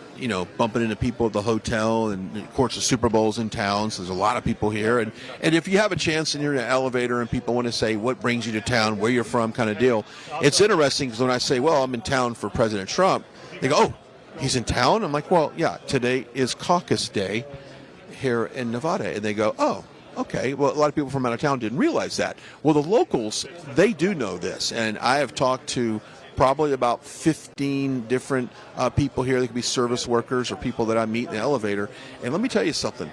Every single one of them says, we need them back. And there's a couple from Northern California that I met yesterday, and I saw them again today. They were from Northern California. They had kind of a hippie vibe, if you will, to them in a way. When they told me where they were from, I instantly prejudged them that they would be 100% liberal based upon where they lived. But when I mentioned the word Trump, Vanessa, she got real excited, and she goes, man, we need him back. He was a great president. Don't sell yourself short, America, on California, because there are a lot of conservatives in the state and a lot of Democrats who have turned conservative. Now, we do know that a lot of Republicans have moved to different states like Texas, Florida, anywhere in the country that's conservative to get away from Governor Newsom and his liberal laws of California. And even right here in Nevada, I've been in Nevada many of times, and I've spoken to people, especially right there at the state line, where they said we cannot live in a Governor Newsom society. So all they did was sell their property in California, move over and buy a home or a condo in Nevada, and they're either starting fresh here with their family, or since they're right on the state line, they'll commute back and forth. But they're moving to Nevada to get away from California and its ways under Governor Newsom. And so, speaking to the people, yes, a lot of conservatives have left, but a lot of conservatives are still there, and they're going to keep fighting. And, the chances of overruling Governor Newsom right now don't look too good, but I'm feeling more comfortable about it, Brian, as time goes on, because the more left and liberal and the ways he shoves these ideas and thoughts and everything that you can think of in a negative light down the throats of his residents there in California is just sickening. Look at what he's doing for the illegal immigrants who come to California. He's providing them free health care. Now, you're talking about California, who has a massive cost of living dollar amount, whether it is your rent for your apartment, your mortgage for your home, your gas for your car, no matter what it is, the cost of living in California is astronomical. People are working multiple jobs. They're living with multiple friends just so they can have a roof over their head because they can't afford their own apartment. But yet, he's giving free health care to illegal immigrations. I wouldn't want to live in a Governor Newsom, California. Beautiful state, gorgeous state, love to visit there. But now it's gotten to the point to where I don't want to spend my tax dollars in a state to go to Governor Newsom. Well, Vanessa, I don't think you should feel safe driving around those areas. My son lives out in West Hollywood, and I often worry about his safety just walking out to get in his car, to be honest with you, because of the lawlessness that's there. And it's just not Gavin Newsom's fault. It goes down to the district attorney not prosecuting crime, of being loose on crime. We've all seen those viral videos where, you got a gang of 25 people going into a CVS and just looting just about everything that's in there, or going into a Louis Vuitton shop or an Apple store stealing phones. So it's lawlessness there, but as long as that continues, you're going to see people starting to wake up on these Democratic policies. We'll talk a little bit more of that here in just a second. But let's talk about this bobblehead, this Trump bobblehead. I love it. It's probably one of the most popular things that we promote on this network, and it seems like every time we do, they sell out. Go check it out. Information for that is on your screen. What a good value as well. It is durable. It's manufactured to last. I've even seen it on the in the cockpit of Trump Force One. It's gotten up there, so go check it out. The bobblehead, the President Trump bobblehead. Let me tell you, flowers are nice for Valentine's Day, and so is chocolate. But if somebody gave me a Trump bobblehead, sold immediately. Is that the way to your heart? That's the then, way right to now? my heart. Anything Trump is the way to my heart. So yes, flowers are great and balloons, love it. Dinner is nice, but that Trump bobblehead, that will win her over, gentlemen. I promise you. There you go. Go check it out. The Trump bobblehead, one of our sponsors tonight. I had lunch today with a group of businessmen, and a couple of them had interest in California, and we just talked about taxes in general and interest rates. And you think about if you're trying to buy that first home, depending on where you live, you're going to be paying a lot more than national average. And then you tack on these double interest rates that what we had under the Trump administration. I think trying to achieve the American dream of getting out of school, getting a good job, buying your first house, being able to pay the bills and not have your mortgage payment be, 56% of your overall income every month, which is the average. It's hard to survive with that, Vanessa, and we've got to get back to a time where people can afford to buy things. New and used car loans are insane right now. And so new car sales has dropped. Obviously, if someone's in a financial situation where it doesn't matter that their interest rate is 12% or 11%, 10%, they can afford to buy it, that's great. But that's not how it was under the Trump administration. I have several friends that own car dealerships, and they'll tell you when the interest rates were low and the credit was available and people could comfortably buy and finance the car of their dreams, as I like to say, they moved more units. They didn't have to floor as much cars on the lot. Now, what a flooring rate is on a dealer, when you drive by a dealership, this is a little bit car 101 talk here on right side. When you drive by a car dealership, okay, the cars they have in a lot, chances are they do not own those cars. It's called they pay a flooring fee. They basically pay the bank to hold those cars on the lot. So they've got to pay anywhere from $200, $300, $400 a month on every single car. So you don't necessarily see, there's a few dealerships that will outright buy the cars. They own the cars on the lot. But when things slow down and the interest rates are high and they're not turning these cars as quickly as they need to, they're paying more to hold those cars on the lot. And that's bad for them. They lose money on each car. But it's also, at the end of the day, it's just not good business sense. So interest rates drop, car sales will increase. It's as simple as that. And, the feds, the way they are right now, they're not necessarily showing any rates of raising the rates or indication of raising the rates, but they're sure as hell not showing any indication of lowering the rates as well. This interest rates need to drop. That would instantly free up the housing market. We would start to see houses, and you know all this. I'm a real estate agent in Texas, and yes, it's very difficult. Am I right? Yes, you're absolutely right. People are on hold right now. They want to buy a different house or a new house or whatever the case may be, move just inside their own city to a larger house, and they can't. The interest rates are so high, so they're just watching what the feds do and hoping that those interest rates come down. But right now, there is a market out there, Brian, where people can't sell their homes and people can't afford to buy a home. That's it. And so people stop spending money, and when people stop spending money, dealerships fill it. It trickles down in every industry when people stop spending money. If you look at the restaurant industry, now granted, Vegas is a different animal. Okay, it's a tourist destination. It's different. You're going to pay more for stuff here.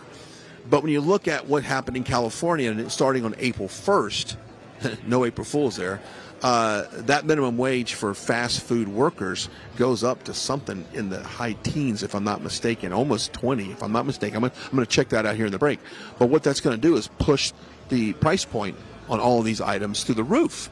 And so now you're hurting the very people that were the core consumer for your brand, your customers. Mm-hmm. They're not going to buy your product because they can no longer afford to buy your product, which means you're going to sell less product, which means you're not going to make as much money. Your profit margins are lower. Your cash on hand is lower.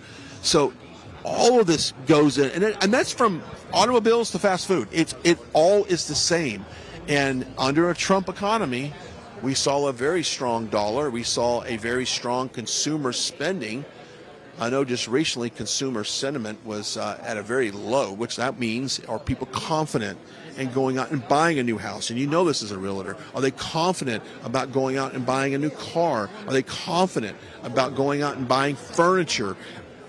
They're not, because they don't know the outcome of are we going to go another 4 years with Bidenomics? We've seen what the last 3 has looked like. Disaster. It's disastrous. So you got to get the confidence back in the American consumer in order to drive the economy, because they cannot count on, if you recall, the COVID money that they just dropped COVID money in the economy. That pushed a lot of stuff up. It was a temporary bump in that. And I think it was an artificial bump in all of that.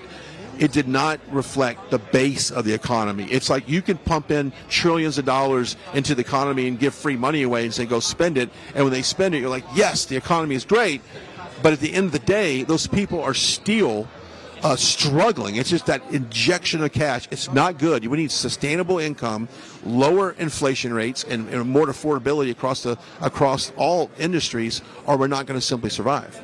We're not. People are struggling to survive as it is. People are hurting. They can't save money. Just going to a fast food restaurant, as you were mentioning, I have seen prices double, triple just for a hamburger and fries. I saw something the other day. It was $18. It was like $18.50 for a combo meal.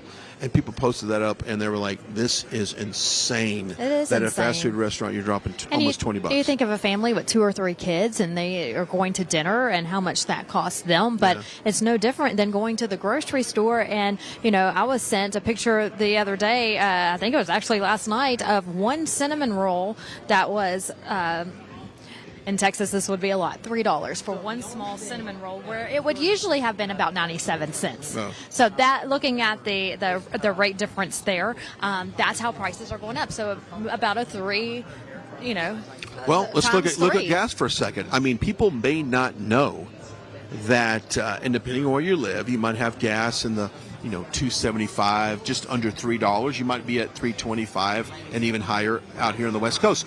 But what people don't understand, Vanessa, is we are actually producing a lot of oil right now. Okay, I mean, our output is very high. Now, if we're producing almost as much oil as we've produced in the last 20 years right now, and those prices are still up north of $2.95, $3, what does that tell you? Well, that tells you a couple things. That doesn't matter how much oil we produce, we're still not lowering the price of oil, because we are once again we're dependent on the Middle East. We were so energy independent during the Trump administration. We actually had like an excess supply of oil. The oil companies were still making a great margin. You know, that $60 a barrel oil was like the golden spot. Just a little bit slightly below that increased their profits. It was good for the consumer. Certain states had lowered their gasoline tax. So it was affordable for people. When a gas is affordable, your transportation for these goods, the cost of transportation goes down. It becomes more affordable. Oil companies can still make profits, but keep in mind that Joe Biden drained the petroleum oil reserves in order to lower the price of oil. Now, those reserves, Vanessa, are meant for times of war, natural disasters, hurricanes that shut down rigs in the Gulf of Mexico, wherever, and then times of war, when you absolutely need a little bit more of a supply of oil and gasoline to propel you into war. Well, we're not in any one of them right now, and they still drain those oil reserves.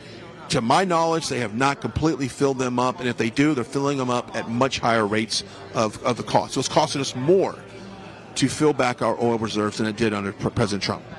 Unbelievable. Brian, I'm just getting word that numbers should be in momentarily as the caucus locations are wrapping up and starting to close. So we are waiting on Decision Desk to start coming in with some of those numbers. So we'll report those to you as soon as we get those in. But yeah, now's the time. We are down to the wire here in Nevada, reporting to you live from Las Vegas, from Treasure Island, beautiful hotel and casino here on the Vegas Strip. And this is where the Trump team is holding its caucus night watch party. We have several guests who are standing by. We're going to talk to tonight who can give you kind of an inside expert look on what this election season means and what to look forward to here in the coming months. Yeah, and of course the Super Bowl's in town. This is the first time the Super Bowl has been in Las Vegas, and you want to talk about an injection of cash into this market, into this state.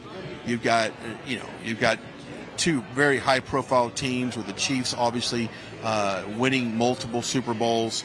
You've got the 49ers with a long history of being in the Super Bowl. I don't think they've been have won a Super Bowl in a number of years. So you have a lot going down in this city, but really the buzz is what's going on in our country and putting President Trump back in office. And we saw the press conference, and I'm going to see if we can maybe tee one of those clips up for a second. You know the types of clips we're looking for. President Biden looked very lost and confused today, and I think he felt the need. His comms team felt the need. I don't think he felt the need at all. I don't think he knew what he was doing or where he was going to go out and make a statement about this document case. Now, I'll let you set these clips up because you know a little bit better about them. Right. So what's going on here is that the special counsel, the prosecutor in this case, ruled that he will not be prosecuted because he is, quote, he has poor memory. He quoted his age has a factor in the situation, but he can still be president. And so that's where the question lies, is if you are keeping classified documents in your garage, by your Corvette, by a lamp, around other boxes that are open in a garage that Hunter comes in and out of every day, your family and friends come in and out of every day. So he held these classified documents there for years, but special counsel Robert Hur today ruled that President Biden will not be prosecuted for that because, again, quote, he has poor memory as president and at his age. Well, so then the question comes to, well, if he has poor memory at his age, how can he still be president, not just today, but 4 more years? And so what happened was not long after this decision was handed down from special counsel Robert Hur, we got an alert that President Biden would be addressing the nation. We waited for that for 45 minutes, like you mentioned. There was kind of some hope that he might be stepping down. Yes. But at the same time, do we really want a Kamala Harris in office, right? So it's neither one would be great. So we waited for 45 minutes until the press conference. So he came out and he was very confused and he was very angry. He did have some mix-ups and some confusion in his address to the nation and to the reporters. He got on to the people who questioned him about the time he could not remember the day his son died. He showed a rosary around his wrist that he wears every single day, and he stated, he said, "My son gave this to me from Our Lady of," and then he couldn't finish the sentence. He couldn't remember. So it was things like that he couldn't remember. And then also, there was a mix-up between the Gaza Strip and Mexico. Take a listen. As you know, that the conduct of the response in the Gaza Strip has been over the top. I think that as you know, initially, the president of Mexico, Sisi, did not want to open up the gate to allow humanitarian material to get in. I talked to him. I convinced him to open the gate. I talked to Bibi to open the gate on the Israeli side. I've been pushing really hard to get humanitarian assistance into Gaza. There are a lot of innocent people who are starving, a lot of innocent people who are in trouble and dying, and it's got to stop. It's really amazing to see that confusion and that blank look on his face. Now, the other cut that we want to set up is when he got angry. Now, I was happy that President Biden was getting peppered with questions because very little does he ever step out in front of the media and take open questions from the press. He simply does not do that, and we've even seen him pull out his list of reporters that he's going to call on, and he knows exactly what the questions are. He knows exactly who they are. Well, take a listen to how he reacted to some of these questions that were being fired away. Take a listen. Mr. President, for months when you were asked about your age, you would respond with the words, "Watch me." Many American people have been watching, and they have expressed concerns about your age. That is your judgment. That is your judgment. That is not the judgment of the press. They express concerns about your mental acuity. They say that you are too old. Mr. President, in December, you told me that you believe there are many other Democrats who could defeat Donald Trump. So why does it have to be you now? What is your answer to that question? Because I'm the most qualified person in this country to be President of the United States and finish the job I started. I mean, did you see the frustration in his eyes and his mannerisms? And he just does not like it. Peter Doocy with Fox News was the first to throw out a question to President Biden. And if you follow closely and you watch these press briefings with the press secretary, he goes at them. He goes hard on them. And he asks the questions that Americans want answers to, and they just don't like it. So straight out of the gates, President Biden was angry because of the question coming from Peter Doocy. They had an interesting exchange, and then it just continued on, Brian, through the entire lineup of reporters asking him questions. He was not happy with any of them. He was angry. It was very visible that he was, and he took one last question and walked out. Well, let's be honest. President Biden has dodged any real answer to these questions that people have been asking him for 3 years now, and whether it's Hunter Biden or whether or not his involvement with his son in business dealing or China or anything else, he simply does not face the music. So I took personal enjoyment seeing the media pepper him with some questions and see him getting a little disgruntled.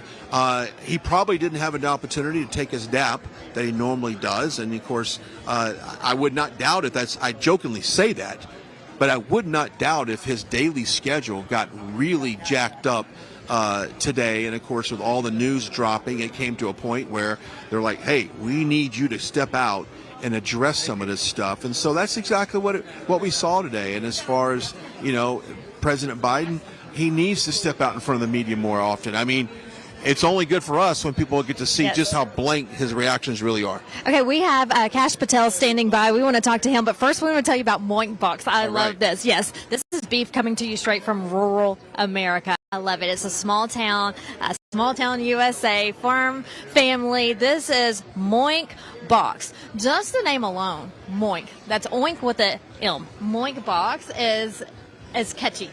I have heard more about this company than I have those bobbleheads, to be honest with you, that we sell. So if you like fresh meat, if you like the good, the best cut quality and meat, then this is your company. All right, the information for that is on your screen. You're talking about the best beef, the best cuts, or in the clean, you eat clean, you live clean, and that's exactly what this company does. Yeah, and we were talking about Shark Tank just this morning when we were at Trump Hotel, and we love Shark Tank. We're fans of the show. We watch it often. Well, Shark Tank host Kevin O'Leary has called Moink's bacon the best bacon that he's ever tasted. And Ring Doorbell founder Jamie Siminoff, he jumped at the chance to invest in Moink. So that right there shows you that these people who see it all, they taste it all when it comes to food and culinary food, they love Moink. So make sure that you get in contact with them, spelled MOINK box.com. That's moinkbox.com/Trump. So moinkbox.com/Trump. The information's on your screen. Keep American farming going by signing up today. There you go. Well, I'll pass the microphone to Cash Patel. You can stay in there. Hey. Gosh, how are you doing? Good to see you. Yeah, thanks for letting me hop in. I love the tagging in and out. I appreciate it. Yes. So, busy day. Oh, my goodness. Where do we begin? Well, let's begin in my home state of Nevada. Yes. We have the president here on his way. I was just at my caucus precinct. The line was thousands of people long for a caucus. Have you seen it like that before? No. And just to reset everybody, remember, 2 days ago was the election con job rig primary that Nikki Haley participated in. Correct. And we were able to defeat her on a ballot that Trump didn't even have his name on. Right. None of the above. Literally defeated Nikki Haley 2-1. And that was a record number, 65,000 person vote for the Republican Party. Let me just put this in perspective. Washoe County, Reno, not even Las Vegas, just came in. 61,000 people voted in the caucuses today in Washoe County alone.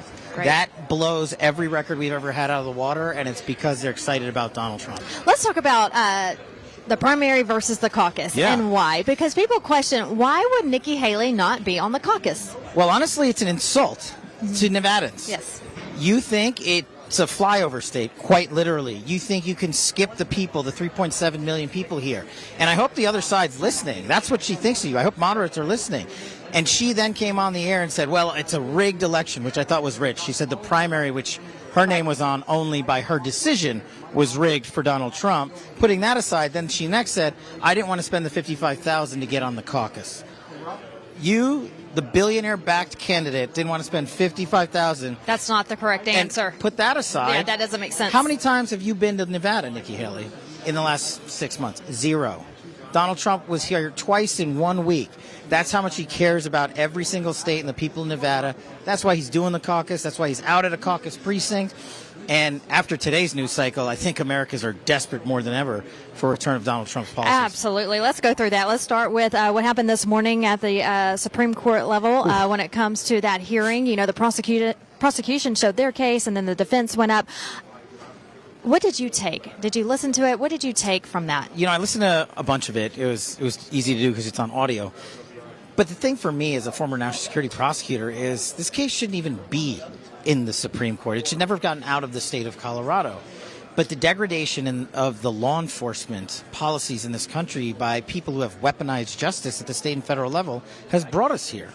And we've actually convinced Americans that it's okay to have that kind of litigation go to the Supreme Court. For me, it's not, because the answer is singular. Donald Trump has never committed insurrection, has never been charged with insurrection, has never convicted of insurrection, and in fact was a president when I was chief of staff at DOD that actually preemptively decided to secure the Capitol, and Pelosi and Bowser failed. So to have this at the Supreme Court, I hope it's a great civics lesson for the country to see how far we've come away from constitutional principles. The 14th Amendment simply doesn't apply to the President of the United States. Do you think the Supreme Court will make the correct decision? I do. I firmly believe, after listening to those arguments from both the Republican and Democratic appointed, I don't know if it's going to be 9-0, but it's going to be a pretty resounding majority with maybe some concurrent opinions.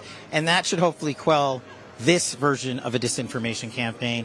What's next? I'm not sure. Right. And when do you think that decision would come in? If in the history of Supreme Court decisions, does it take a few days, a few weeks? Well, generally it takes months. Okay. But given the magnitude of this, the Supreme Court can issue a shorter decision with a lengthier written opinion to follow.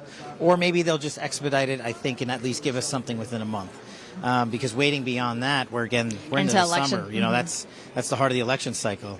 Though the Department of Justice has a different opinion on who you can and can't charge during a presidential election cycle. That's absolutely true. So let's talk about the special counsel ruling that came in today about the boxes found in Joe Biden's garage next to his Corvette by a lamp and some other boxes. And just to be honest with you, Cash, in the middle of junk. It was just boxes in the middle of junk, classified documents, saying that he will not be prosecuted for this because he has poor memory. Well, okay, tell us something that we don't know first. But second, you have poor memory to not know what's in your garage, but yet you can run a country? It's offensive to me as a former national security prosecutor at this Department of Justice. And before that, I was a federal public defender defending individuals charged with these types of crimes. And never once was I able to walk into a courtroom and say, my client's old and his memory's failing him, so please don't charge him. That didn't work ever, because that's not the guidance and the law at the Department of Justice. What Joe Biden received was the Hillary Clinton treatment, the rinse washing of the law and the Constitution to favor a political outcome. Let's just look at the linear complex of this case. 40 years worth of documents, right? 120 documents found that were classified at 3 different locations in 3 different states. That's the breadth of the investigation that Robert Hur produced. And he said they were all classified. And he said Biden intentionally possessed these documents. That's the key for the statute. If he intentionally did it, you're guilty and should be charged. But they gave him a written excuse because his memory's failing him. Well, President Biden, he addressed the nation this evening, and he said twice, Cash, that he was blaming his staff. The staff brought in the boxes. He did not know they were there. So Biden is today, I don't know if it was a memory issue today or what, or if something he was coming up off the top of his head, but he was blaming his staff. Well, listen, the best evidence to use against the guilty is their own. And if we're to believe the president on this, which I think he's lying to the world, let's look at what the DOJ and FBI found. They found recordings of Biden's author, his ghostwriter, audio tape recordings of Biden and him discussing these classified documents and where they were. Then the recordings were destroyed after the author was informed of the special counsel's investigation. He didn't even get charged. So there's no way we can believe that Joe Biden had the wherewithal to hire a ghostwriter, write a book, issue recordings, and then say, my dog ate my homework. Right. It just doesn't fly. And the problem for the American people is this is the guy responsible for our national security. To me, that's what it comes down to. And if he has a failing memory, which I believe he does, he's responsible for defending us, and I just don't think he can do it. Brian and I were talking about that earlier, Cash, that, you look at President Biden today and how confused he was, how angry he was at reporters asking him about his mental status and mental capacity. And this is the guy who sits in the Situation Room and makes these worldwide foreign decisions and protecting our country. Very scary to look at that today and think he sits in the Situation Room, not only with him in general, but with Kamala Harris. No, listen, I sat with President Trump in that Situation Room the night we killed Baghdadi, the night we did hostage rescue operations. I had charge of the nuclear football on 45 trips with the president during his administration. Not one time was he even remotely cognitively impaired. He executed the national defense of this country flawlessly, and the media excoriated him for it because it was President Trump putting up the victories for the American people. Flip to Joe Biden, as you just outlined, he's not capable, and he's shown it when he has a Secretary of Defense who get together and lie to the world about his very illnesses. How can we execute the nuclear command authorities if our Secretary of Defense is ill and the president doesn't know where he is, and then they come back to say everything's fine, nothing to see here? Well, 5 dead U.S. American soldiers have something different to say about that, and to me that's the most offensive and disgusting thing that Joe Biden and Secretary Austin have done, and that's where we're going into these 2 world wars. I don't know that we can make it to November. Right. It's very scary looking at what's going on in the Middle East, but also in our homeland. Cash, the main concern people are talking about is illegal immigration. They're scared. And what these people, I was looking at a video today of a guy who said that he has 2 law enforcement officer friends in South Texas who said, we are catching these criminals and watching them pass who we know are on the terror list, and they are planning something. People know that they are planning something. Sure. Look, let's bring it home. Right here in Las Vegas, last month, an illegal immigrant murdered 2 innocent civilians. And then we have the breaking story down in Texas of a capital murder case brought because an illegal immigrant brutalized, raped, and murdered a 16-year-old high school student. That is the reality of Joe Biden's open border invasion, and it gets worse. Don't listen to me. Listen to Mayorkas and Chris Wray, who have reported to Congress that they have found at least 24 known foreign terrorists illegally entering through the southern border, and here's the scary part. They have since lost them. They don't know where they are. How do you lose them? How do you lose them? When you don't prioritize the defense of this nation, when you prioritize allowing illegal immigrants at the tune of 270,000 a week to cross in this country, embed themselves in our communities, and here's the worst part about terrorists and evil criminals. They'll wait. They have patience. They won't really necessarily attack right away. And this is like a pre-9/11 situation all over again, and it's Joe Biden's doing, and Mayorkas. He's going to have blood on his hands. He already does. And so you look at the press secretary tiptoeing around questions, but then you have a Joe Biden who can sign an order today, right now, and stop all this, but he won't. Well, that's just it. He's trying to, again, politicize the national security, shifting it somehow back to Trump and Congress and Republicans. Joe Biden is the one that reversed 9 of President Trump's authorities surrounding the border that he could have used to continue its security. He chose not to do that. Just like Joe Biden, on his way into the White House, delisted the Houthis, an Iranian terrorist group, the ones responsible for killing American soldiers. Joe Biden did that. There's no law that he needs to implement. It's an intentional decision, and today's special counsel report shows us that not only the depravity of his ways, but the extent to which the White House will lie, and it will cost us more blood and treasure.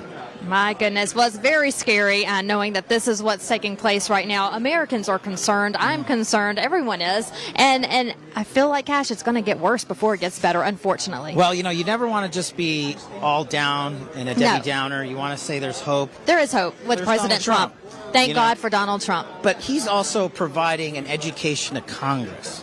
Congress has finally acted against the establishment class to prevent this quote-unquote border bill, which gave, just to put it in perspective, this border bill would have given $60 billion to the Ukraine in one day. Yeah. Our budget for the United States Marine Corps last year in its entirety was $53 billion. Now tell me who's prioritizing America over who, or the other way around. And that's what they want. And now they're trying to get another sleight of hand through Congress by bringing up some ridiculous measure to say, oh, well, maybe we'll just get some funding to Ukraine and Israel, but none to the border. No. Donald Trump has led the effort to say that our border must be secure, and that's why I believe national security is just as important as the economy going forward. Yes. And that's why he's resonating across the country. Yes. I have more questions for you, but right now we do have breaking news. First numbers coming in. You can read them right here with me. 99.1% in for President Trump, 0.9% in for Binkley. The total in right now reporting 1.2%. So first numbers coming in, 99.1% for Donald Trump. Of course. Yes. Love to see it. Okay. Going back to military, I come from a military family, and looking at what the military has come to under the Biden administration, we have a woke military, and it is so disheartening to see. We were once the strongest, and we're still very strong, but to see these brave men and women, Cash, dropping out of the military, getting out because it has turned woke, how disheartening is that? Yeah, look, as a former chief of staff of the Department of Defense, this is heartbreaking to me. Because the men and women there who put on the uniform every day want to defend this nation. But their leadership has gutted their ability to do so, and that leadership is Austin and Biden. And again, don't listen to me, listen to the facts. Since Joe Biden took office, we have 30,000 less people recruited to our Army. 30,000. Our preparedness and ready levels are abysmal, and we've prioritized DEI and white rage over protecting our troops. Correct. And that's the one thing Donald Trump goes out there consistently and talks about, that he put our troops first, their care and their well-being. And that's why our men and women love fighting for him. And we can get back to that. Yes. Again, I don't want to be all doom and gloom, but one more question. You said when President Trump gets in the office, this is what we're hopeful for. He's going after the people who have come after him. I think you made that statement, especially pertaining to the media, some of these journalists. That was just recently. What do you have to say about that real quick? Well, I think if you go back to Russiagate, if you go back to the 51 Intel letter, if you go back to January 6th, if you go back to Hunter Biden's laptop, there are some in the media that perpetuated these lies and disinformation campaigns, partnering with people in government that perpetuated these things, and they need to be held accountable in some fashion. And what that looks like, we'll have to wait and see, but people have said repeatedly they would have voted differently in the last election had they not been lied to about Hunter Biden's laptop. It's up to the media to tell the truth, and some of these journalists just aren't doing it. And I hope that President Trump does go after them. I hope you're right about that. Cash Patel, thanks for joining us. So good to talk to you, and we hope to see you soon. So far, so good in your home state of Nevada. All right, you too. Thank you. All right, there you have it. Always Kash nice to Patel. have. Yes, so good to hear him and some expert advice. And you know, he's with the president often. He served under President Trump, and to hear the difference between the Trump administration versus the Biden administration and how far we've declined in so many different areas in just 3 years. I mean, unbelievable. Well, just look at the press secretaries to begin with, what President Trump had and what President Biden has. I mean, it's comical. And I've often got it, you know, we make fun of all of them. We've made fun of all of them. But that has to be the toughest job in America, is to take what this man does to this country and somehow twist it, spin it, deflect it every single day, so that the American people walk away with like, okay, well, they say that he's doing this. It's the most deflective job in America, but that is the Joe Biden administration. It's confusing. You don't necessarily know what's happening. I don't think he knows what's happening in this country. No. And that's why the stability needs to come back. And I think that's what they get when they see President Trump. They know exactly what you're going to get. It's kind of funny when you ask people, and I often do this, when they say, oh, I love Trump, I always say, what is it about him that you love the most? That's an often question I ask people online at rallies. And they said, because he's real. He's real. And he's real. And he tells it like it is. And I think the American people are done with these career politicians, and we can talk about term limits and all of this other stuff, how many people probably just need to hang it up and go sit on the beach somewhere. But he tells it like it is, Vanessa, and I think that's why they like him. He tells it like it is, honestly, and he cares. He loves this country. We've said it before. We'll say it again. He talks about it all the time. I had a lavish life. I am, you know, a billionaire from Manhattan, and I have a wonderful family, and I've done it all in the real estate world, and I've been successful with my father, and, you know, we could go on in his restaurants and his hotels, and just a very successful businessman who has worked very hard. And, you know, look at the New York City skyline. You think of President Donald J. Trump. And so he could have just retired and went about his way. But instead, he knew that there was corruption in this country, that corruption needed to be unveiled. He is starting to unveil it. And for the first time, we're seeing just how corrupt it is. Now, Brian, you'd hear all the time, oh, there's money under the table in this case, or I'm sure there's money under the table here, or, you know. But he's proving in these different situations who's the bad guy, who's the good guy, who's on your side, who's not. When you voted for somebody in office, I'm going to endorse him because that's the person you really want. And that's why people usually go for President Trump's endorsements, because they know that these people have been questioned by Donald Trump. They've had interviews with President Trump because before he makes an endorsement, he does sit down and talk with them. He wants to make sure that they are legitimate and that they are going to work for you, the people who vote for them. And so that's President Trump. And have we seen someone like him before? No. Will we see someone like him again? In our case, I hope so, Brian. We get another President Trump, but I'm just not seeing it in our lifetime. But President Trump is one of a kind. We've never seen anyone like him in history. And so, yeah, I mean, you've got to love him. You gotta love him. What's not to love? You gotta love him. I tell you what I do love, and I do love the Birch Gold Group. Now, I had an opportunity just a few days ago to sit down with Philip of the Birch Gold Group, talk about the budget, the deficit, and what all this could mean in terms of your savings. This is what he had to say. Let's listen in. Pause just for a few moments and talk to our friends over at the Birch Gold Group. Philip Patrick joining me now to talk about this ever-changing economy and what's going on in the world right now. And just recently, President Biden has issued his 2024 budget. Now, there's a lot of numbers. There's a lot of stuff to unpack.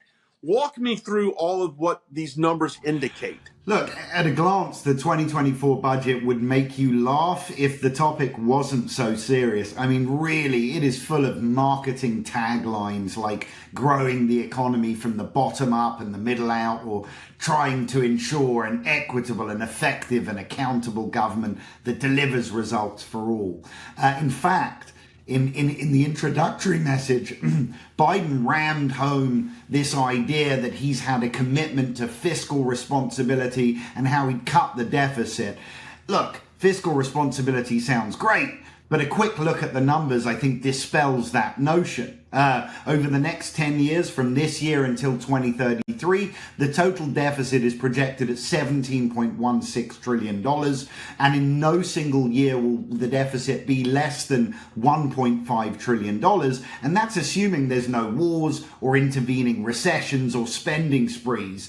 To think about that for a moment, responsibility is now defined as spending at least $1.5 trillion more than the government brings in revenue every single year for the foreseeable future. It is absurd and unsustainable. That's actually what Jerome Powell was referring to when he said the government was going down this unstable financial path. I mean, he's dead on with that. He's absolutely spot on. And I think he's pointing to the fact GDP has grown $5.5 trillion in 3 years, when federal debt's grown $1 trillion in 3 months. And we have a Congress now that is determined to just kick the can further down the road instead of addressing the problems. As we said, it's unsustainable. Even Powell can't deny it now. Do we have any idea how much money right now Joe Biden has actually borrowed from the future of Americans here? It's a very good way to put it, actually. The answer is a lot. When Biden got into office, national debt was $28 trillion. Today, over $34 trillion. That's a 21% increase in a matter of years. And for a little bit of context on that, $6 trillion is an almost unimaginable amount of money. For some context again, that's 20% more than we spent, adjusted for inflation, fighting World War II.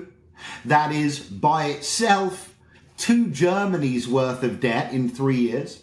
$6 trillion would be the 3rd highest national debt for any nation in the world today. That is what this guy has done in just 3 years. It's incredible. And you look at, is he adjusting the budget to allow for this, for the shortfall? I mean, what is he doing, and what does Congress need to do? Listen, the answer is he is doing very little. Nearly all politicians and Americans believe that the nation's fiscal problems stem from a lack of revenue. In other words, not taking enough from other people. The Biden budget claims that wealthy corporations and individuals are not paying enough taxes. So the solution, of course, let's just tax everyone more. But the problem is this. By Biden's own numbers, that only brings out about $120 billion in revenue. Furthermore, the 10-year deficit projections include these tax increases.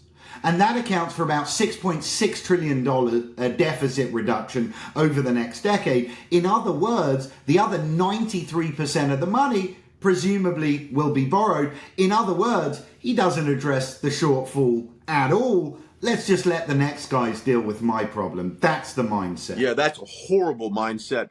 Philip Patrick joining us here from the Birch Gold Group. Now, this is where we drill it down to the average American, Philip, and how they can really survive the financial crisis that is inevitable that we have in this country. And we've talked about our friends over at the Birch Gold Group for months now. We've got thousands of our viewers have taken advantage of a lot of the specials you guys have. But let's get serious for a moment. I mean, what can they do to ensure that they don't get tangled up in this cobweb of tragedy that's ahead, and they can secure their financial future and what they built already? Look, first and foremost, we've got to stop Bidenomics, right? So everyone needs to go out there. They need to vote. We need a change in 2024. Otherwise, we may be at the point of no return.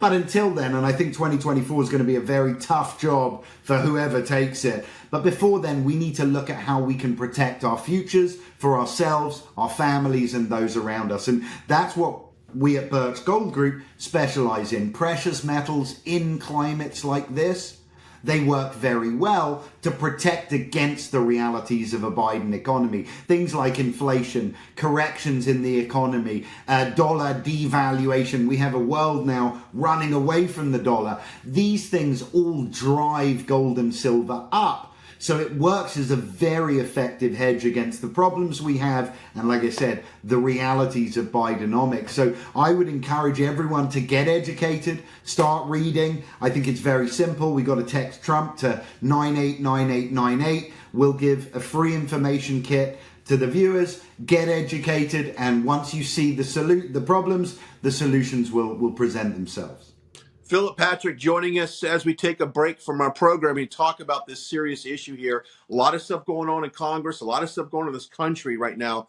But I've always said this, Philip, there's nothing funny about your money, and you've got to make sure it's secure. We've all worked way too hard to let these rascals in D.C. just swindle your money away. So I do encourage our viewers to reach out while you have a chance. All you do is text Trump to 989898. Super easy. They'll get the information over to you for so someone can make their best judgment there. But Philip Patrick, always a pleasure joining us here. You're a gift to this country. You're a gift to this programming to bring these types of straight facts to our viewers, and we certainly appreciate it. Thank you, Brian. The honor is mine. Thank you, Philip Patrick, the Birch Gold Group. Good stuff there with Philip. With the Birch Gold Group.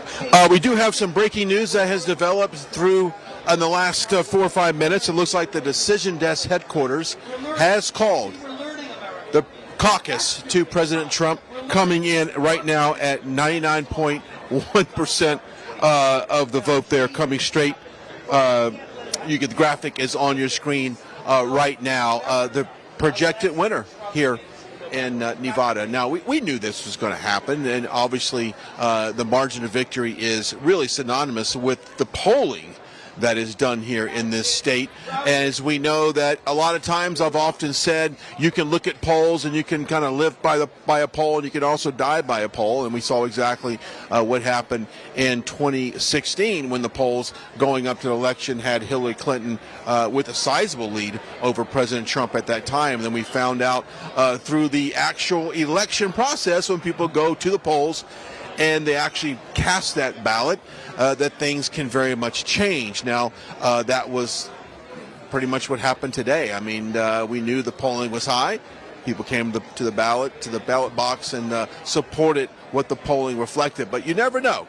And I also like to say, like, when you look at the head-to-head with Biden and Trump on a nationwide head-to-head, and you see these polling numbers range anywhere from between 8% going to Trump to as high as 11%, and some polling even has it as a marginal 3 to 4% margin of error, which I think is a gross miscalculation of just how bad, in my opinion, from what we see, that President Trump has a commanding lead over Joe Biden. So you got to take polls with a grain of salt sometimes, but when people do show up to the ballot box, they can back up what they have often said. Let me step aside, because we had the doors open here just in the last few minutes. I want to give you an idea of what we're talking about here. The doors opening up here, letting a lot of people that have gathered here today for this watch party, which has now turned out to be a victory party for President Trump. You can see him here coming in, and of course, these are a lot of people here. Obviously, have been with the president in this state for a while now, and this is something that when you look at campaigns and they have kind of a grassroots effort, that's exactly what you see, is that people have been with the president since he came on the scene in 2016. So you have a lot of longtime friends of the president. I've even bumped into a couple people just in the last few minutes between that Birch interview, that people that I've met in California that said, hey, well, I remember seeing you in California. So a lot of people have obviously traveled over here to enjoy tonight, but we're glad that they're here, and we're glad that you're here watching us tonight, as the Election Decision Desk headquarters has called the caucus here to President Trump today. So kind of a busy news day, if you will. I mean, you've got the documents that being that whole story that broke. We've had the Biden, surprise press conference that happened. You've got the Supreme Court looking at the Colorado case today, and then President Trump delivering remarks for Mar-a-Lago, and then that comes off the heels of an impeachment, an attempt to impeach President Trump, and President Trump. He comes on the heels of impeaching Mayorkas last week, and the House Republicans have failed to get that vote secured. Now they will re-vote. I would say take this to the floor for another vote on Tuesday. I think you can feel fairly confident that that vote will take place on Tuesday, and that Alejandro Mayorkas will get impeached for the 2 articles against him. So I do feel confident about that, but it's been a very busy day. Now, what's interesting, because people... What's interesting is the amount of, I guess, what I call points on the board. And points on the board means ways that Republicans are now winning. We're to a point where we're starting to see some accountability for some of the actions. I want to bring in our next guest, and I got to say, it's the first time I've met you, first time I've interviewed you. We're live on the air. Brian Glenn with Right Side Broadcasting Network. And give us your full name and what you do here in Nevada. Jesus Marquez, and I am a community organizer. I organize Latinos for Trump. Okay, so obviously Latinos for Trump, not only here but in other states, has been a leading demo that President Trump has really been able to crack into and pull some of those voters into the Republican Party. Absolutely, and he's gained a lot of support from the Latino community. In the past, in 2016, he got 30% of the vote. Wow. Then 2020 came and he got 35% of the vote. Right now, the last poll shows that he's actually beating Joe Biden 42-40. So he's gaining a lot of support from Latinos, and that's because the message that he's delivering to that community is resonating among Latinos. What is that message exactly? What is he saying that he can do for that community? The main message is that he is the guy that's going to fix the economy, inflation, restore the American dream, which is the reason why Latinos came here to begin with. So when he talks to Latinos, he talks to the working class, and that resonates among Hispanics. So that is one. But also the crisis at the border. We have an open border situation right now. That is something that Latinos don't like, because the new immigrants that are coming in, 10,000 by the day or by night, they're actually jumping the line and taking over healthcare issues, social services. They're also getting ahead of line when it comes to the process of getting legal here. And Hispanics that have been here for years, they don't like that. Okay, let's take a deep dive on this, and we'll talk about the economy and how it does hurt a lot of sectors in our society, because it makes it affordability factors out the roof. Correct. We'll talk about it in a second. But that's interesting. So there's a little animosity behind people who've been here for a while. Perhaps they did it through the legal measures. Absolutely. Versus the people who are just storming in illegally and taking resources away from their very own community. Absolutely. Not just that, but they're flooding in the Latino communities, Hispanic communities. Look, even Democrat governors and mayors are actually not liking the fact that their cities are overflown by Latinos, and that's what happened in New York, for example. So, yes, Hispanics don't like the fact that these new people are coming in, jumping the line, getting ahead of them, and taking resources from Latinos. That is incredible, and I think a lot of people need to understand that it's not, it affects that community as well. And to your point, I've always said this, and maybe you can help me out. Where are these people living? Because we've had 300-something thousand people come in a month, it seems like. Where are they going? Where are they living, and who's funding it? Well, we are funding it. American people is funding it. A lot of Hispanics that are living here legally are funding this, and that's why they're not liking it. So they live in the facilities, they live in hotels. They're just being redistributed throughout the country, and that is something that Latinos don't like at all. And again, a lot of the Hispanic, you got to understand, over 55 million Hispanics that are living in the United States. Most of them are legal citizens of this country. They go out, they work, and then they go and vote in the election day. So they're not liking the fact that now these new people are coming in. They have to have a secure border. That's why Donald Trump is speaking to them about the border issue, because he knows that Latinos don't like it. Okay, let's talk about the economy and, of course, inflation and the cost of living and across the board, from heating and cooling your home to buying a car, buying a house, pursuing the American dream. It's much, much tougher if these interest rates are high and you can't afford to do it. So how has that affected the Latino community? All you have to say is ask any Latino, are you better off right now to this moment, or were you better off when Donald Trump was president? And everybody's going to tell you they were better off when Donald Trump was in office. And that's because the inflation has devastated the American dream among Latinos. You know, like you mentioned, the cost of living, the rent, mortgage, food on the table, all that is costing a lot more. And even though they say they already controlled the inflation, prices have not gone down, comparable to what when he was in office. So that is an issue that is affecting Latinos. Another issue is parental rights, and school choice. Oh, Those are other things that Latinos care a lot. You know, the average Hispanic have 3 to 4 kids, and they're all children of school age. And so when you see the system indoctrinating their children in schools, that's something that Hispanics don't like. And I think we've all seen, you know, the images of the family that wants to come here for a better life. And I think we can all agree that's the American dream, coming here, working hard, getting a trade, and making a living for yourself and your family. But there are ones that come in here, and we saw the video in New York City of the police officer getting beat up.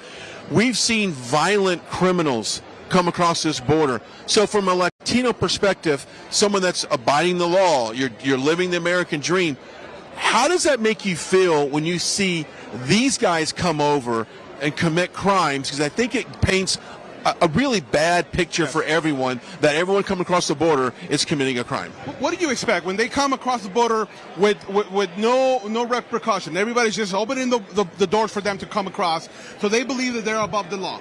Then they get to these communities and they start breaking the law and stealing and robbing and jumping people like they did with that police officer. And other Latinos are watching this on TV and they're not liking it. So we need to restore order at the border. We need to secure the border, and we need to restore order in our cities.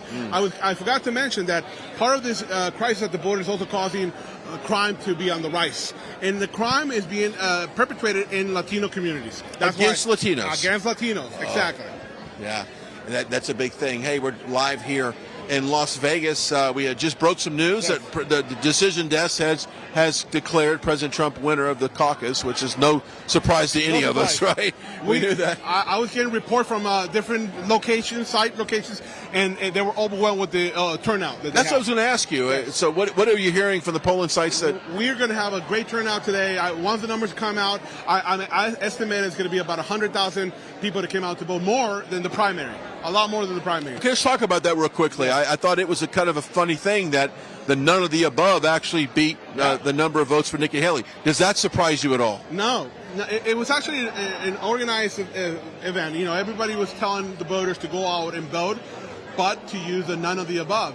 But those people, about 45,000 that voted in the primary none of the above, were most likely going to go and vote today for Donald Trump. And they did. Plus the ones that were waiting only for the caucus. So I believe that we're going to have a big turnout, and Donald Trump is definitely going to have, if not 90 to 99%. Let's talk about the growth in this state. Obviously, we're in Vegas. You got the Super Bowl here. Tourism, I would imagine, is the #1 revenue generator. But let's talk about the state in general and what direction you see it going economically.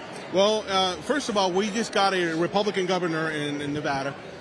Before that, we had a Republican governor and also the Assembly and Senate. So now Republicans need to take the Assembly and the Senate in order to work in a good direction. But the state of Nevada is growing, like you mentioned. There's now about almost a million Latinos in Nevada.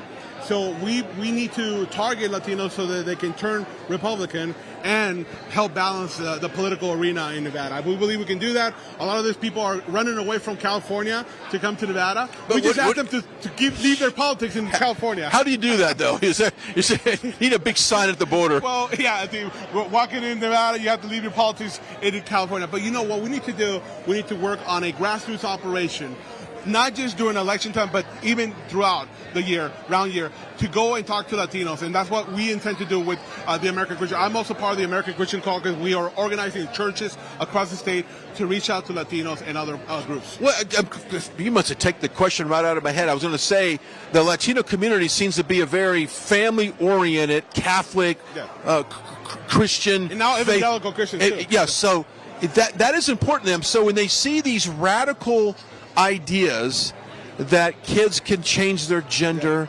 affirming care, all these really weird. Yes. That does not sit well in the Latino community at all. It's not just that kids can change their gender, but that parents are not even allowed to know what happens with their kids in school.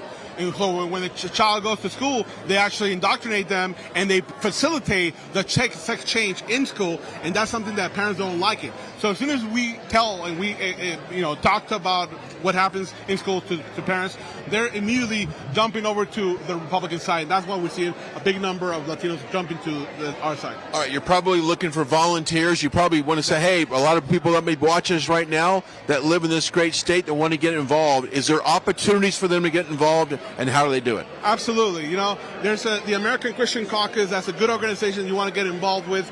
Just look it up on the accaucus.com. And you will find good information there about getting involved and being part of the movement. We appreciate it. And if somebody can follow you personally, how do they do that? They can follow my Twitter account, Marcus Jesso, Marcus Marquez, Jesso, Jesso. And that's at Twitter or now X. And then also on Instagram, they can follow me under the same one, Marcus, Jesus Marcus. Wonderful. We've got a great crowd behind us. You might want to get down there and talk to some of your supporters and people, volunteers. I have to do a few more media, but yes, thank you very much. Thank you very much. As we are live here on the air in Las Vegas, Nevada, we appreciate him taking a few minutes with us. We've got Vanessa is down there somewhere, so. She's down there with some interviews. We'll get to her here in just a minute. But I tell you, the energy in this room matches what we saw outside with the people lined up, huge lines. People are excited about coming in here. The doors are open. They're in here and they're having a great time celebrating this victory tonight. I want to toss it down to Vanessa, who is on the floor. Vanessa, what are you seeing? Well, Brian, the party has just started here in Nevada at this conference center. Look at the people, and on the big screen it says Trump wins Nevada. It has been declared Trump is the winner of this caucus, taking home those delegates more under his belt as he looking good tonight to secure the Republican nominee as we head into November. The crowd is happy, the people are excited, and it's a great night to be here in Nevada. I just met Peggy. Peggy was celebrating here when she saw the big screen come up that Trump wins Nevada. That's what caught my attention because you had the same reaction I had, just a big celebration. Yeah, I mean, it's great. I was at the caucus today, and, the lines were long, and then we came here to see Mr. Trump, our president, and saw that. It was like, yay! So excited. Absolutely. And so, and a big win, too, by 99% right now is what the numbers are showing right now. Yes. Yes. So let's talk about preparing for the caucus. What were you seeing? Because you're from Las Vegas. What were you seeing in Las Vegas and also in the state of Nevada, how people were just really eager to caucus? It's been a long 3 years. Right. There was a knock on our door. It was our precinct captain walking around our neighborhood, getting everybody excited and where to go to make everyone aware of their polling. So it was a big initiative for all those precinct captains to make this possible. And it was no parking. The lines were long and deep. And some people were frustrated because I don't think they thought people would turn out as they did. It was in droves. I love it. Yeah. Being a resident of Nevada, have you seen a turnout like this before for a caucus? No, it was truly amazing. So that's when we decided we had to come here. Well, I'm glad you came here to celebrate the night, and it gives you, I'm sure, some hope for November. Exactly, and that's, what we need this win. So I'm excited Nevada turned out as it did. I wish I was rolling. I was standing right behind you when you saw it, and you took out your phone and you took a picture. So yes, lots of excitement. Everyone's here celebrating. Enjoy your night. Thanks for everything you do, and we look forward to a wonderful outcome come November. Yeah. Thank you. Yeah, bye. So Peggy is just one of dozens of people here celebrating the big win in Nevada for President Trump tonight. As Peggy just mentioned, and we also heard from Kash Patel earlier, the lines have been long, something they've never seen before in a Nevada caucus. And that goes to show you people are fed up. They want change in America. They want President Trump in office, and they are ready. November cannot get here fast enough. So panning the crowd one more time before we send it back up to Brian, you can see they just opened the doors for the public to come in. And they're excited, they're happy, and they're ready to hear the president take the stage, which should be any minute now. It could be anywhere between 8:30 and 9 o'clock local time. So stay with us here on Right Side Broadcasting Network as we await President Trump. And as you look at the crowd and all of the happy people celebrating here tonight in Las Vegas on the Las Vegas Strip, we want to remind you to get your free Trump book. Now, I know it's more geared toward kids, and you get to teach your kids all about President Trump and his success, and that's wonderful. I think kids should start learning about the greatest president in our time very early.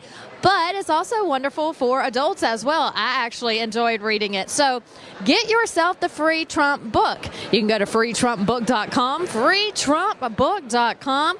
What better way and better time to get it than right now on a big win like we're seeing here in Nevada. Just a reminder, he also won in the U.S. Virgin Islands today, which is bringing him 4 more delegates. So he won 4 there as well. So he won first in the U.S. Virgin Islands. Now he's winning in Nevada.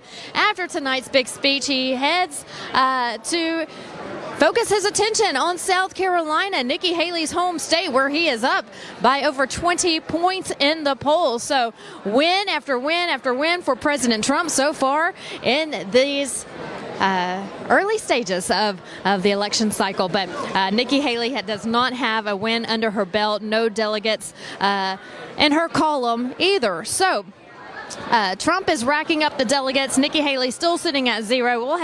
We'll wait and see what happens in her home state, but right now it's not looking good there either. We have Tim Scott, who is expected to be here tonight. He is a representative or senator, that is, in the state of South Carolina. He's going to be here tonight. He has endorsed President Trump. President Trump has earned the endorsements of many from South Carolina. So, again, not looking good for Nikki Haley. But tonight it's all about President Trump here on the Vegas Strip in Las Vegas, Nevada. So enjoy the party with us here, America. We're having a great time.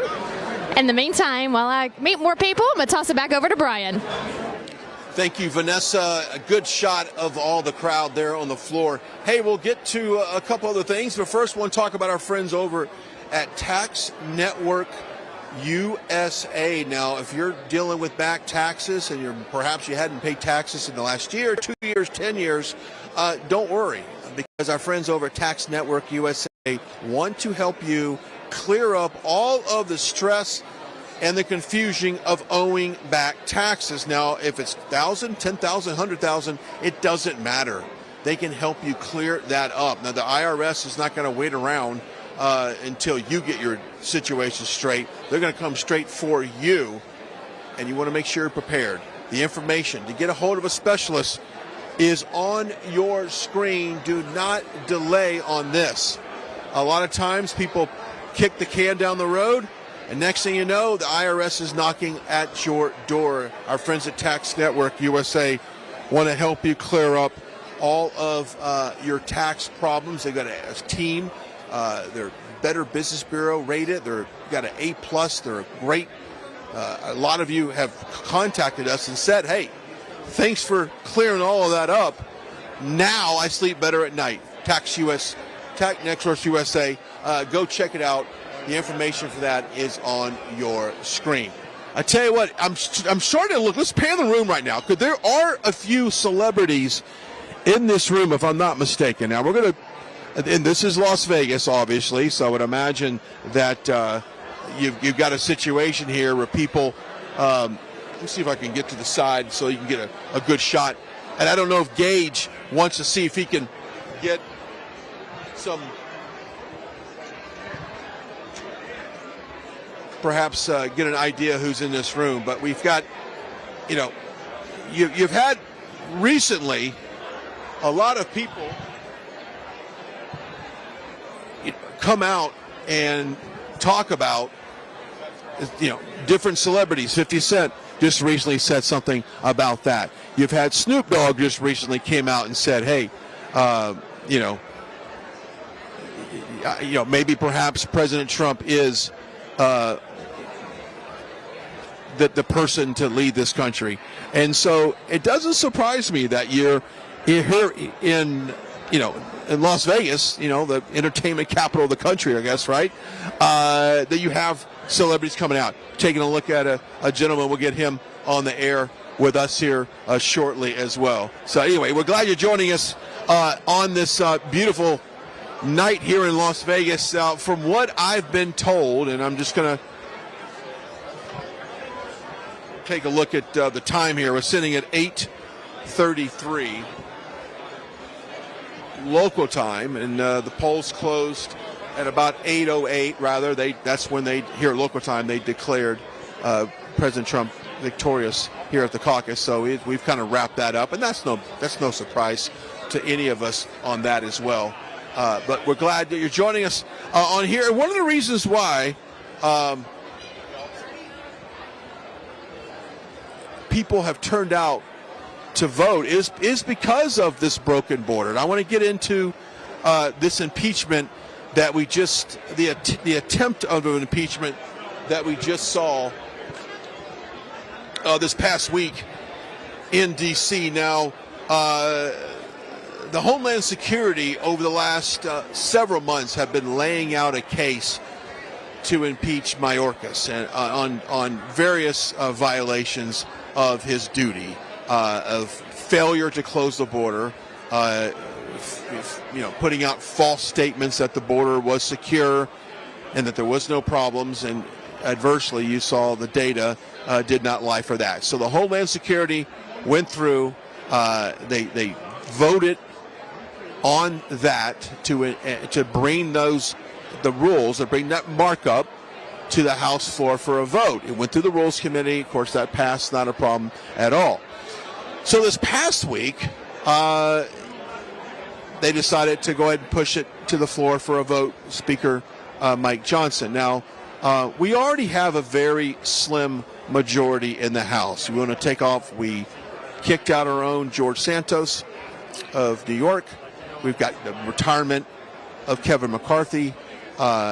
After his ousting, he said, I'm out. So he left.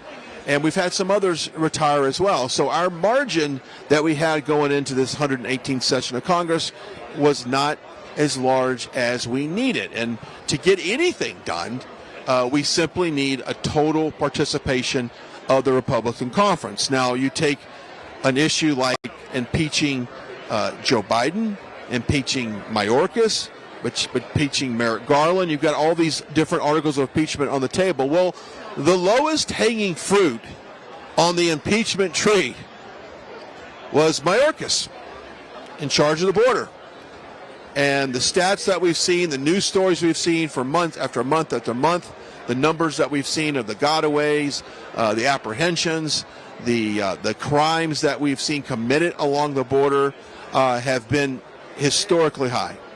So it would seem very logical to hold the person that's very responsible for our border accountable. So Speaker Mike Johnson decided that we would put that to the floor for a vote. The problem is we've got a couple of members that were a hard no from the very beginning. Ken Buck being one and McClintock being another. Now, if you had we can't afford anybody to be out and being in non-attendance to a vote, which you have Steve Scalise, who was recently diagnosed with cancer, and of course we want him to go seek medical treatment and become, treat that is first and foremost. But that requires him to be gone, obviously, and not be in attendance, and that's what the fact happened the other day. Democrats had their own challenges as well. House Democrat Al Green of the Houston area, it was out in surgery, having some medical procedures done, so he was out.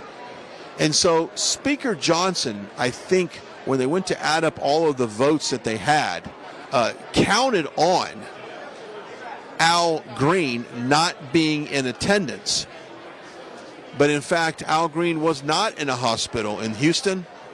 He was in a hospital in the D.C. area and was able to get up to the Capitol and be a hard vote, a hard no vote on the impeachment of Mayorkas, which, and combined with Mike Gallagher, congressman from Wisconsin, who just surprisingly was a no vote on this. That made it 3 no votes on the impeachment. And with Al Green showing up, that articles of impeachment on Mayorkas failed. Now, that's the bad news. The good news is that we've been notified that Steve Scalise will be in attendance next week, and that these articles were tabled, and will be back to the floor on Tuesday for a full House vote. So even if, at this point, all the Democrats, including Green, and they get full attendance, and we still have Ken Buck and McClintock a hard no on the impeachment.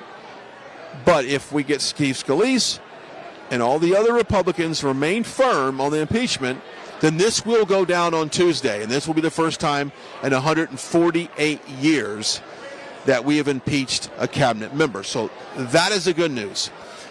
But in the meantime, the media, the Democrats, get to take a victory lap on the fact that, once again, House Republicans failed to deliver on a promise to the American people and to the constituents, which is true. But if we had a collectiveness in our party to put the priorities behind issues that matter to the very base that's here right now, then we wouldn't lose any of this. But we don't. We don't have that collectiveness. We don't have that team mentality to take care of business at hand. And I think that's one of the biggest things that the base doesn't like right now, is they feel like there's no accountability to what has happened in our country. And there's no accountability that has happened to President Trump, as far as when you look at the Department of Justice, the FBI, and all of the weaponization of the courts against President Trump. They feel like there's been no repercussions. There's been no accountability for that. And that we've simply, and we take Hunter Biden as well, with all the things that surround the Hunter Biden, with all the things that surround Joe Biden and the Biden crime family, allegedly having all of these LLCs, all these shell companies set up where they can basically laundry money through and funnel through. But so, you know, I can't blame the American people for being very frustrated right now, and the fact that they have not seen results from having a majority in Congress. I get that. But the good news is we'll get Mayorkas on Tuesday. That will go on, obviously, to the Senate, where that is questionable, obviously, whether or not that's going to happen. But at the end of the day, the American people can say, you know what? When business came to hand, that at least they stepped up to take care of it. We're going to pan the crowd, and that might be a good opportunity for me to talk about, want good meat? The freshest meat available, we've got it. And this is one of the best companies that we talk about in terms of having the best quality products, family owned. If you want good meat, they've got it. Moink. You gotta love it. Just saying it makes you happy, right? Just saying it makes you want to get involved and order. The information for that is on your screen. Take advantage of the specials, this Moink box. Take advantage of getting high quality products at a very fair price, and they deliver. The difference is in the taste. And you'll feel good knowing that you're helping family farms stay financially independent. That is what is very important, that they have the ability to do what they do and be an independent. And you know what? It helps everyone. It helps rural America, and they love it. And that is what this company is all about, bringing the high-quality meat. Matter of fact, the Shark Tank host Kevin O'Leary called this Moink bacon the best bacon he has ever had. And the Ring Doorbell founder, Jamie Smiloff, said, hey, this is awesome. I'm all in. We think you should too. So go check it out. The information for that is on the screen. Keep American farming going by signing up at mointbox.com/Trump right now. The website, once again, mointbox.com/Trump. Do that right now. And if you do it right now, you'll get 2 free steaks in your first box. So spell MOINK box.com. Information for that is on your screen. Go check it out today. I love when we have the opportunity to be, involved in some of these hometown farms and all of this stuff. I love it. You'll get it. We're going to get it. Okay. We were trying to get an interview with one of the fighters that's down below talking, but I think apparently after this he has to run off for an interview. But we're glad you're joining us as the crowd has really poured in here in the last few minutes, and I can't blame them. It's excitement of President Trump taking the Iowa caucus and really taking it in solid fashion. This was not even debatable of the margin of victory that he has here, but nevertheless, it's what you would expect in this state. And you know what? We talked about the border, and of course, I'm very obviously optimistic that we will hold Mayorkas accountable for his, I think, crimes against this country.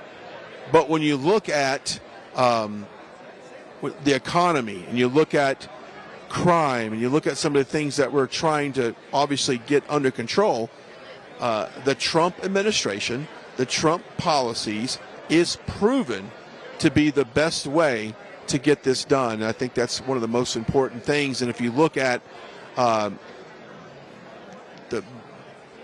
global crisis that has gone on in the world right now, and I'm talking like the war in Ukraine, and President Trump has often said that the war in Ukraine would not be going on right now, that essentially Russia would not have invaded Ukraine, and that simply a peace agreement should take place. And I think that's something that we all know President Trump is able to do because he is a proven negotiator. He's, under his administration, we did have world peace. We did have a solid,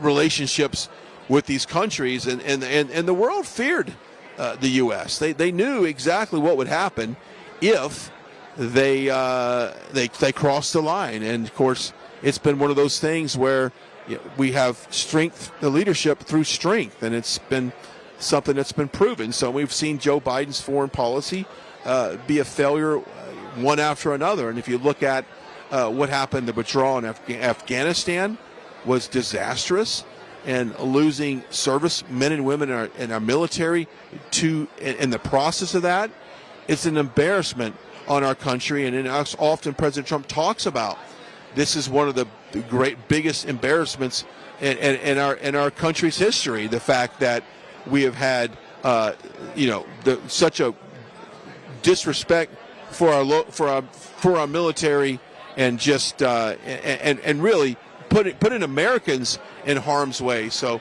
that has been horrible as well. It's also, I will add here, you've got the conflict with Gaza, you've got the conflict in Israel on the border there, and of course, U.S. has been a strong supporter of Israel and will always be a strong supporter of Israel. And I would say they've got this war, this conflict under control. They are winning this without any additional military aid or obviously additional funding coming from the U.S. or any other country. Now, they spend approximately $15 billion a year projected in their budget to fight Hamas and this conflict. And so there was a bill on the floor to fund Israel, a $17 billion package. So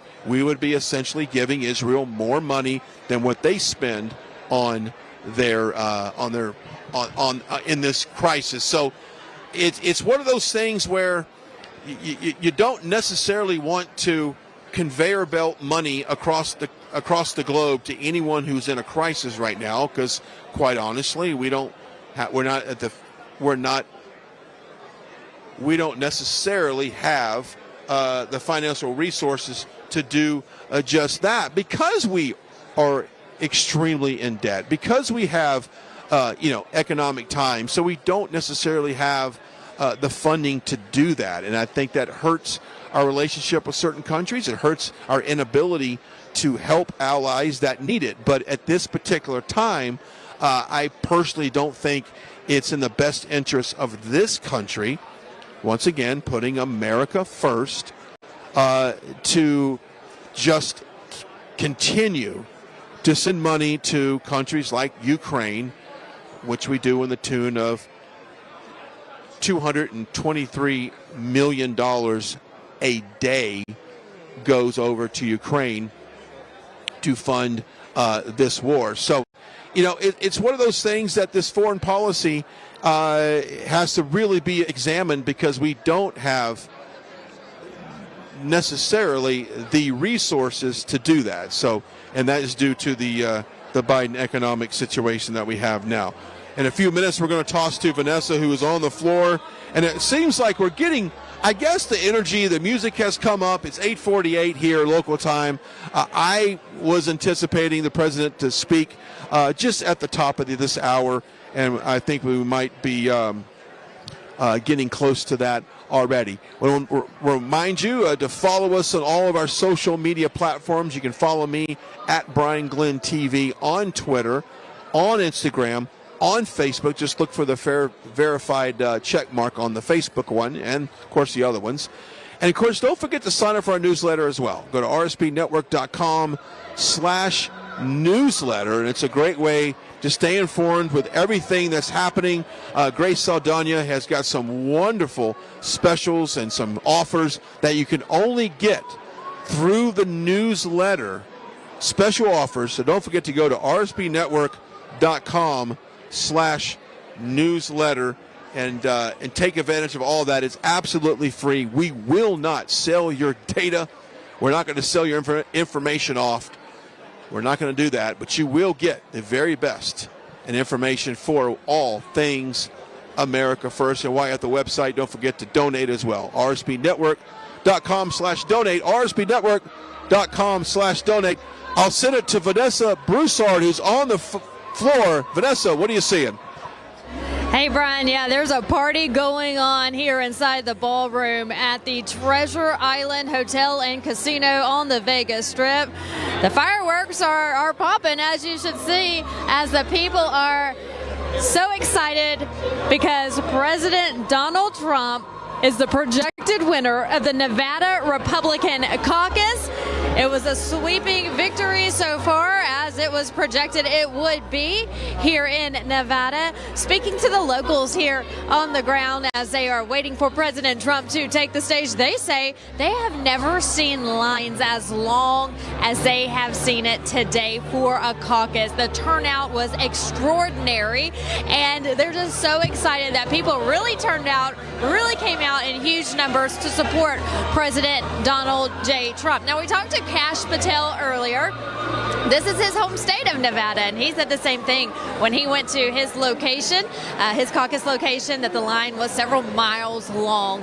That's how eager people were to vote today to ensure that President Donald J. Trump received those delegates from the great state of Nevada. And tonight it's looking like he did, so the party is on here at the ballroom, again at Treasure Island Hotel and Casino on the Vegas Strip. President Trump landed here earlier today. He is backstage right now meeting with some of his top supporters.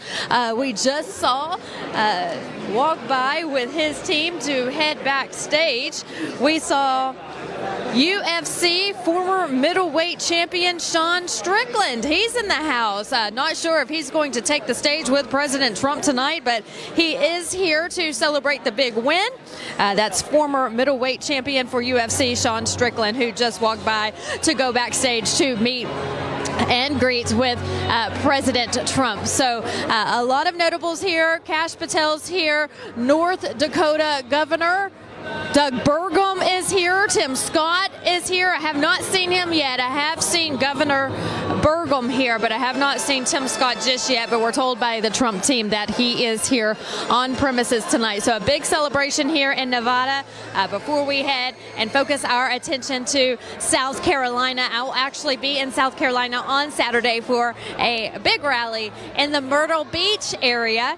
So I hope if you're watching in South Carolina or in neighboring states that you make that drive and come see us at the big rally planned for Saturday for President Trump. RSBN will have full coverage of that event.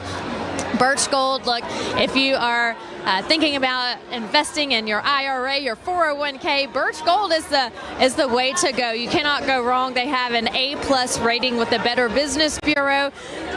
Thousands and thousands of satisfied customers. They have invested their money with Birch Gold, the Birch Gold Group, and they are satisfied. They are happy. They can rest easy at night knowing that they have some money set away for their future. So whether it's your retirement, whatever the case may be, give the Birch Gold Group a try. You can text the word Trump to 989898. Again, text the word Trump to 989898.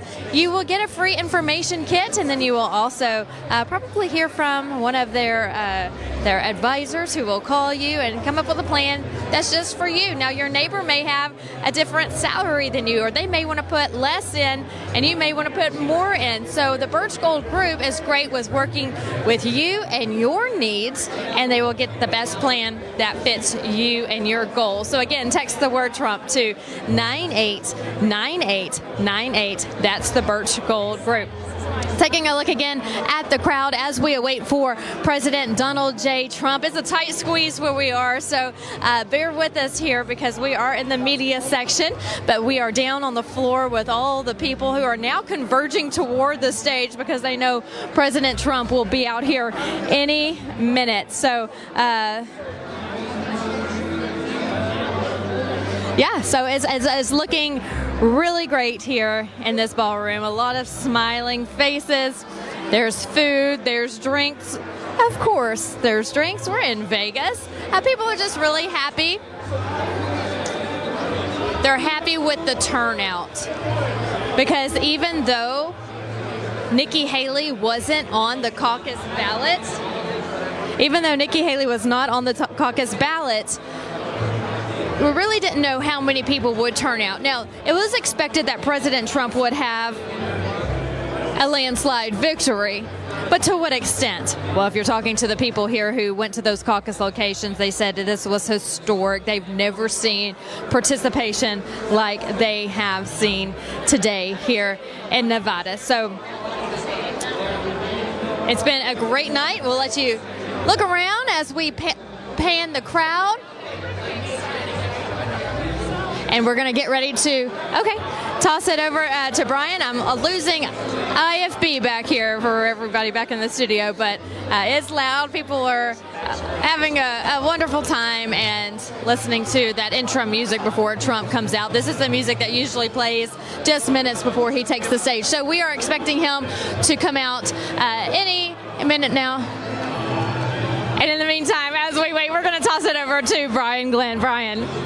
Thank you, Vanessa. I love having Vanessa on the floor there. She does a great job of kind of giving the insight of what's going on the ground. Now, earlier, the Supreme Court heard the arguments that came out of Colorado wanting to remove Trump from the presidential ballot in reasons of insurrection and causing an insurrection there on January 6th.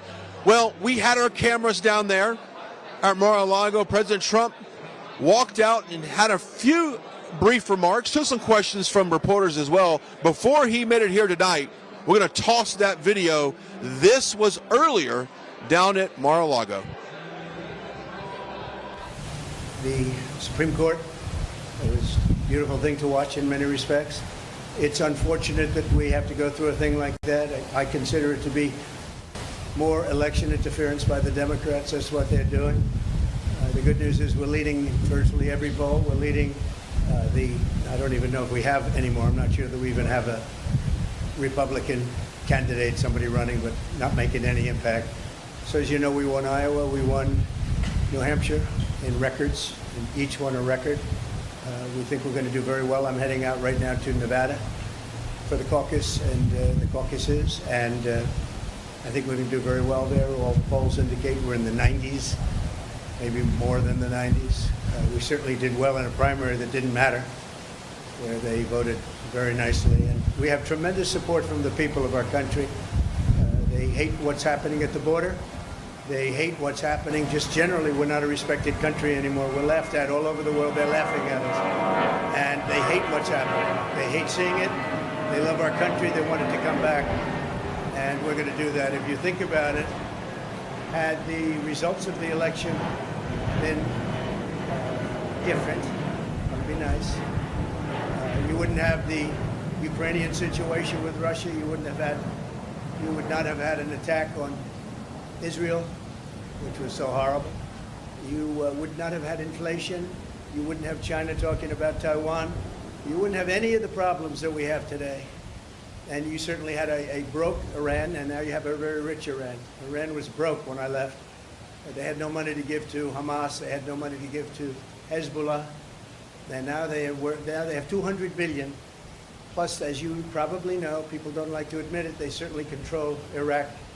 And Iraq has another 300 billion. So you have a very rich group of countries. And as you know, Iraq should have never happened. That was a balance against Iran, and we blew out the balance, and now Iran has essentially Iraq.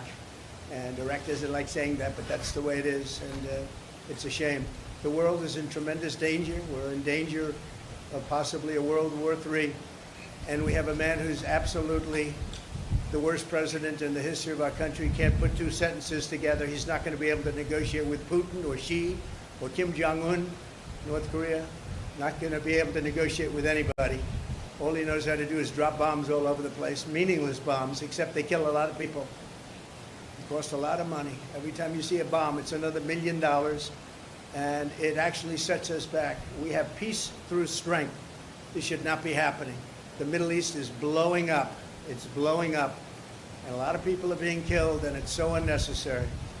So I just say that in watching the Supreme Court today, I thought it's a very beautiful process. I hope that democracy in this country will continue, because right now we have a very, very tough situation with all of the radical left ideas, with the weaponization of politics. They weaponize it like it's never been weaponized before. It's totally illegal, but they do it anyway, and it has to stop. Every one of the court cases that I'm involved, every single one, civil, whether it's the attorney generals or the district attorneys. You look at Fani in Georgia. They had many meetings with the White House and with the DOJ. They went there, 8-hour meetings. That was all staged. That was a phony hoax. And now you look at it, and it is a phony hoax. And hopefully that case will be dismissed in short order. It's a disgrace to this country. But they work together with the Justice Department and the White House, and not supposed to do that. Every one of these cases you see comes out of the White House. It comes out of Biden. It's election interference, and it's really very sad. I thought the presentation today was a very good one. I think it was well received. I hope it was well received. You have millions of people that are out there wanting to vote, and they happen to want to vote for me or the Republican Party or whatever you want to, however you want to phrase it. But I'm the one running, and we are leading in every poll. We're leading in the local polls, in the state polls, and we're leading in the swing state polls, and we're leading very big in the national polls. So it's been a very great honor. We love the country. I think the reason we have such big leads, frankly, is that they loved 4 years of us compared to the 3 years plus, the 3 years that they've gone with Biden, where you have open borders, you have crime. Nobody's ever seen crime like this, what's happening. And now the crime is being committed, much of it by the migrants that have come in illegally to our country.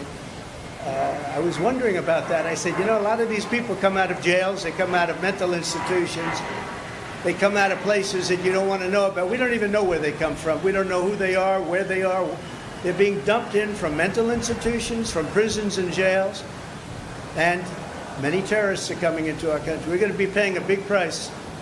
They have to stop it. They have to close the border. By the way, the president can do it just by saying, I want the border closed. I closed the border. We had the safest border in the history of our country. Now we have the most unsafe border in the history of the world. There's never been a country with a border like this, not even a third world country. So we are, again, we're going out to Nevada right now. We'll be out there. Some of you are going to be out there with us. Otherwise, your colleagues will be. And hopefully we're going to have a big night, caucus tonight. We're going to have a very big night. We expect to have a very big night. The Virgin Islands, as you know, are also very much in play today, so we'll be hearing about them sometime during the day or later on in the evening. And it's an honor to have you at Mar-a-Lago. I hope you like it. It's worth a little more than $18 million. There's another case. He says it's worth $18 million. I said, which cabin are we talking about? But that's the kind of justice we have. When they say that to try and build up a case, that was a shame. But that gave up so much. When they said that gave up so much that Mar-a-Lago's worth $18 million. They had it appraised for, as you know, 50 to 100 times that amount. But we have a judge that's what he said. And he's supposed to be ruling on me. But who knows? Maybe he'll be fair. I doubt it, but maybe he'll be fair. So I want to thank everybody. And by the way, we proved that case 100%, 5 times over. That case is 100% proven, 5 times over. We've never seen anything like it. He just wouldn't dismiss it, no matter what. Shouldn't be there. It should have been in the commercial division. Anyway, it's an honor to have you. I look forward to having you again, and I'll probably see you out in Nevada. Thank you very much. The U.S. Supreme Court is said to be broadly skeptical in early reporting about the effort to try and kick you off the ballot. Having said that, though, speak to the argument, legal and otherwise, that your detractors have made leading up to the day. And it's an argument that was given voice by Mitch McConnell, the Senate Republican leader, not long. All right, I got the gist. There's no question. Yeah, I got the gist. President Trump is practically and morally responsible for provoking the events of the day. He doesn't say that anymore. So let me just tell you that I heard and I watched. And the one thing I'll say is they kept saying about what I said right after the insurrection. Because I think it was an insurrection caused by Nancy Pelosi. This was an insurrection, if it was an insurrection, which there were no guns, there were no anything except for the fact that they shot Ashley Babbitt. Somebody from the police force shot Ashley Babbitt. So unnecessary, so sad, so horrible. But there were no guns, there were no anything. But if you take a look at my words, right after, you take a look at my speech from the Rose Garden, which was very shortly after, or you take a look at I'm only on Truth now, but at that time we were tweeting and I was on Twitter.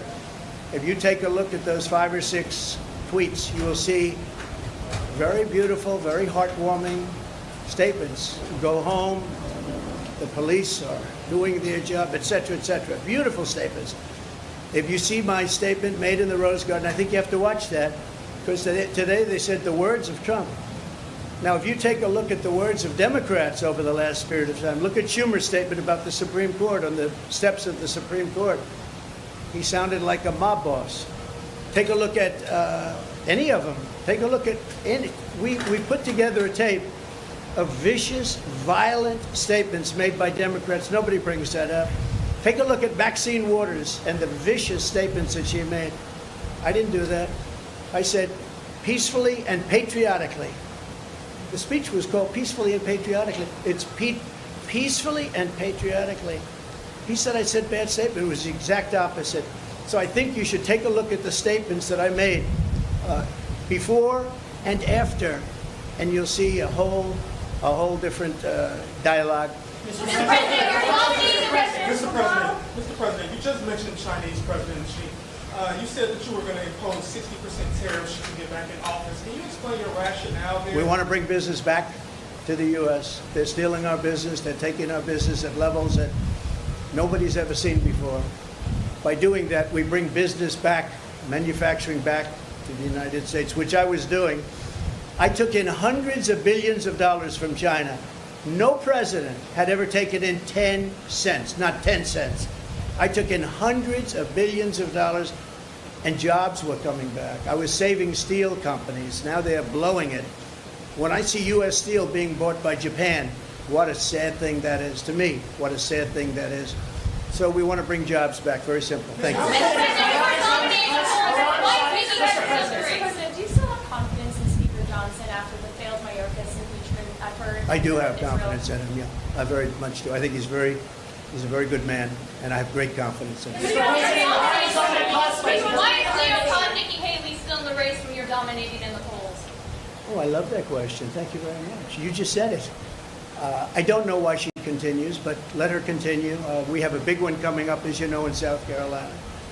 And the polls are indicating that we're through the roof on that one. We're leading by, I guess, 35%, 35 points. So I don't know. I think she hurts herself, but I think she hurts the party and in a way hurts the country. But it seems to be dying. She did poorly in Iowa. She did very poorly in Iowa, actually. She came in third place.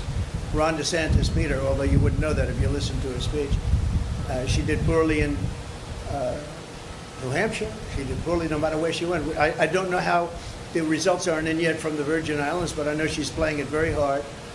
And in Nevada, she lost to no name. She had a no name, and she lost by, I guess, 40 points. So I don't know why she continues, but she's a, I don't really care if she continues. I think it's bad for the party. I think it's actually bad for her, too. Mr. President, thank you for having us on a Thank you. day here. Given the battles over presidential immunity, I'm wondering if all presidents and vice presidents will be immune from any legal consequences for any action they take during their term.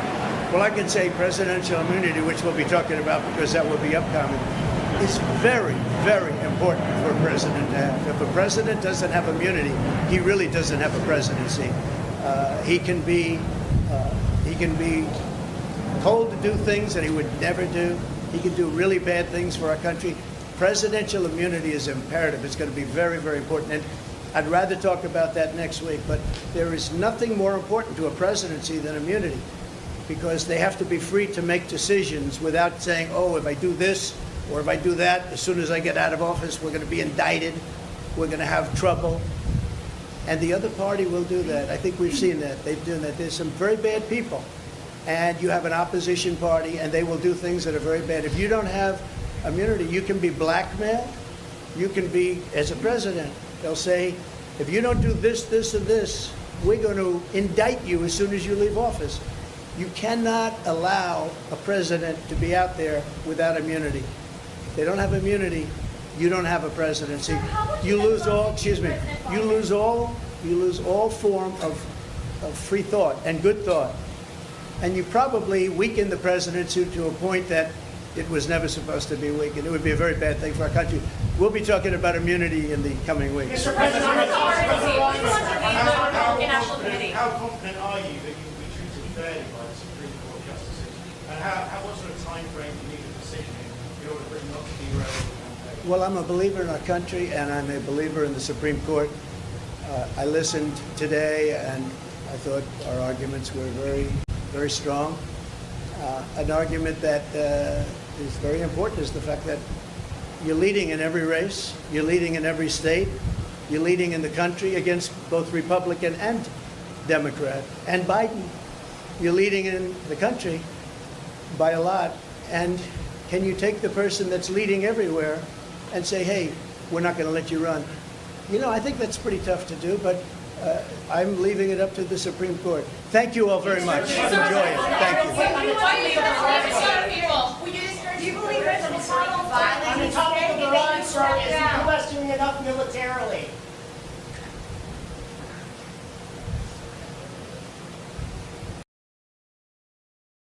Right, that was just a great example of how he handles things. President Trump has never known not to. And it really does come back to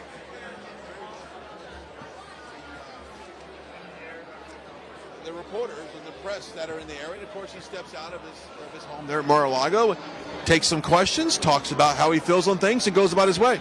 Yes, absolutely. And, it was great to hear from him today, and he thought that, you know, everything seemed okay and went well with the hearing. And you know, I listened to part of the hearing with you today in the car from a Trump hotel while we were out there reporting, and you never know what or how the judges will hear in their own ears a case being heard, and everybody has their own opinions, and in this case there should be no opinion. It should be based off the law.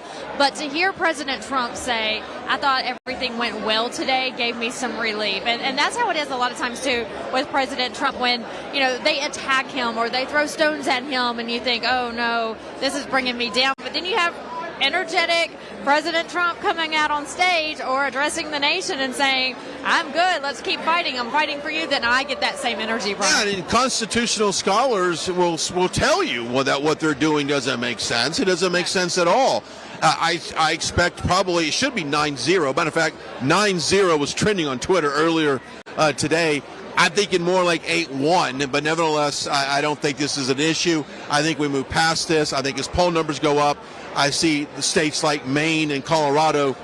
Colorado can just go back to smoking weed. That's exactly what they're doing right now to come up with such an accusation. But nevertheless, we're going to move on. But let's just take a look at what's behind us. Oh, they're just taking some video.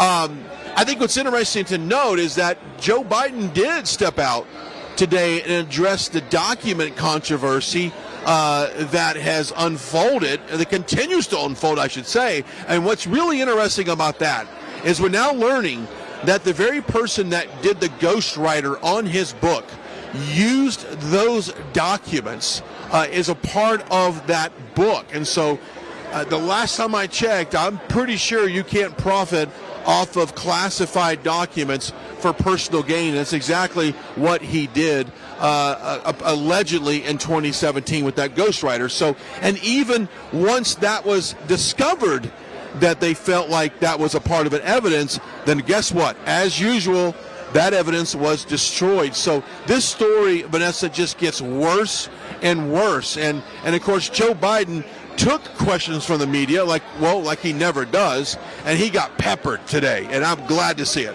Yeah, me too. But you know what I'm fear is going to happen here is that this is the news for today, and then tomorrow it's going to be swept under the rug and then forgotten about.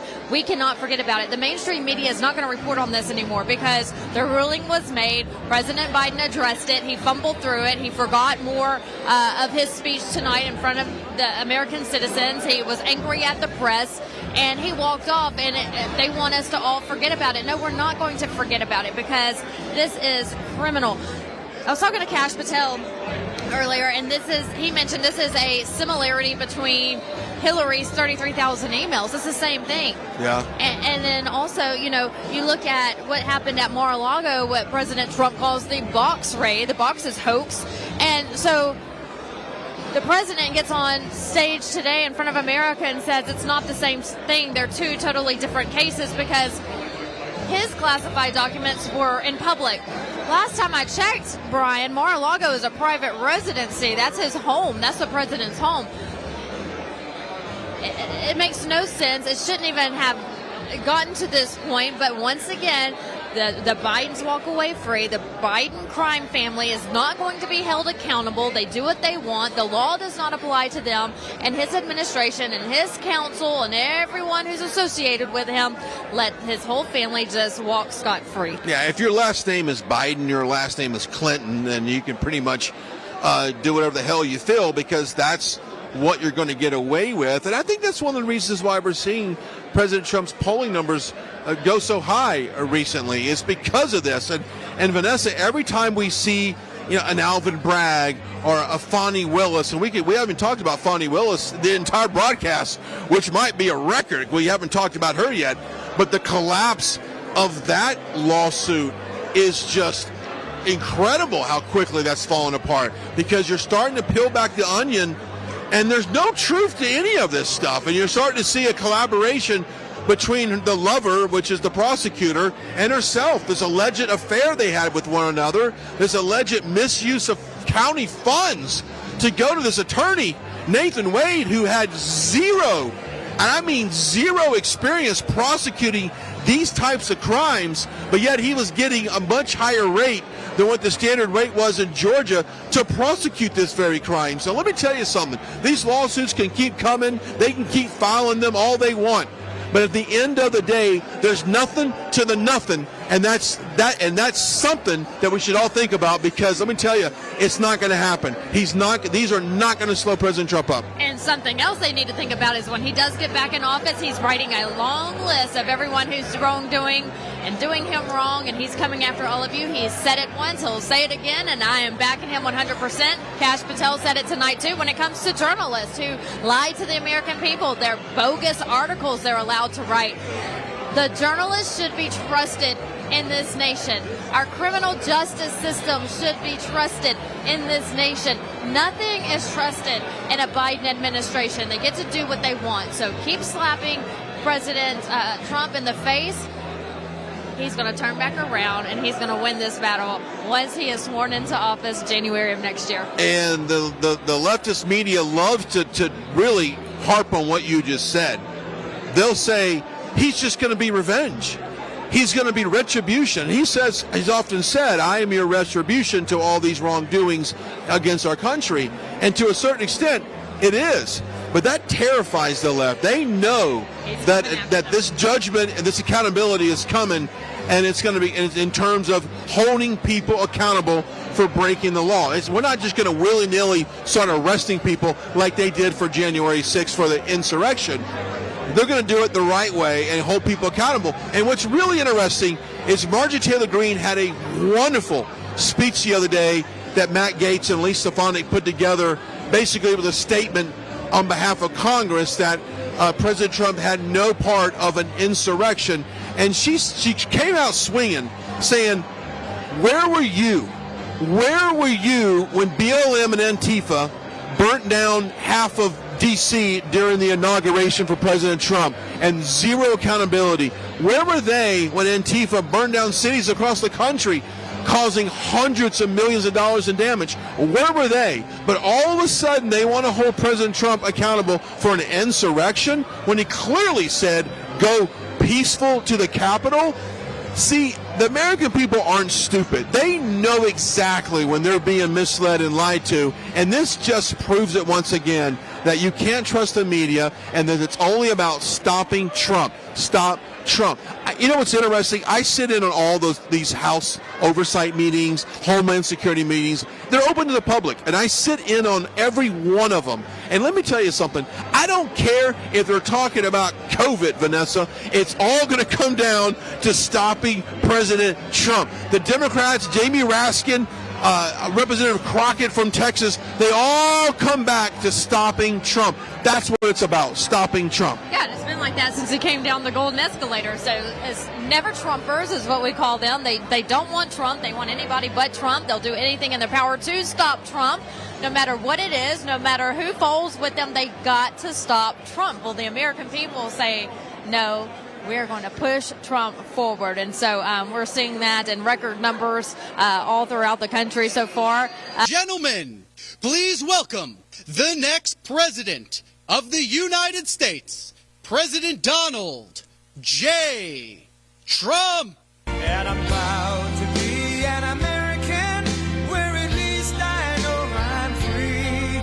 And I won't forget the men who died, who gave that right to me. And I gladly stand up next to you and defend her still today. 'Cause there ain't no doubt I love this land. God bless the USA.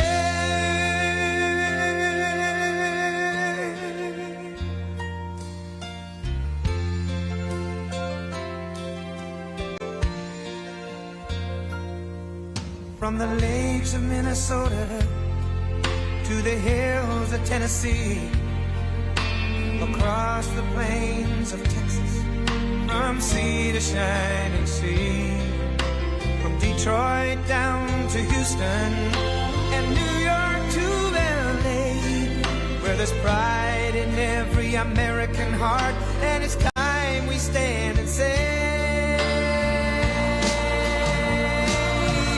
that I'm proud to be an American, where at least I know I'm free, and I won't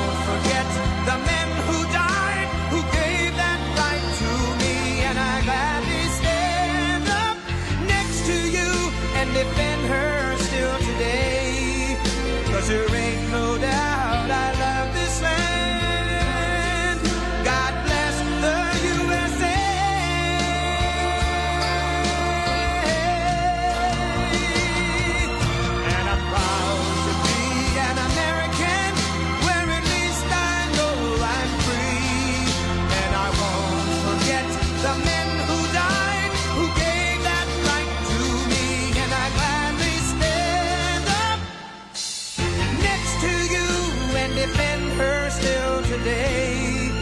'Cause there ain't no doubt I love this land. God bless the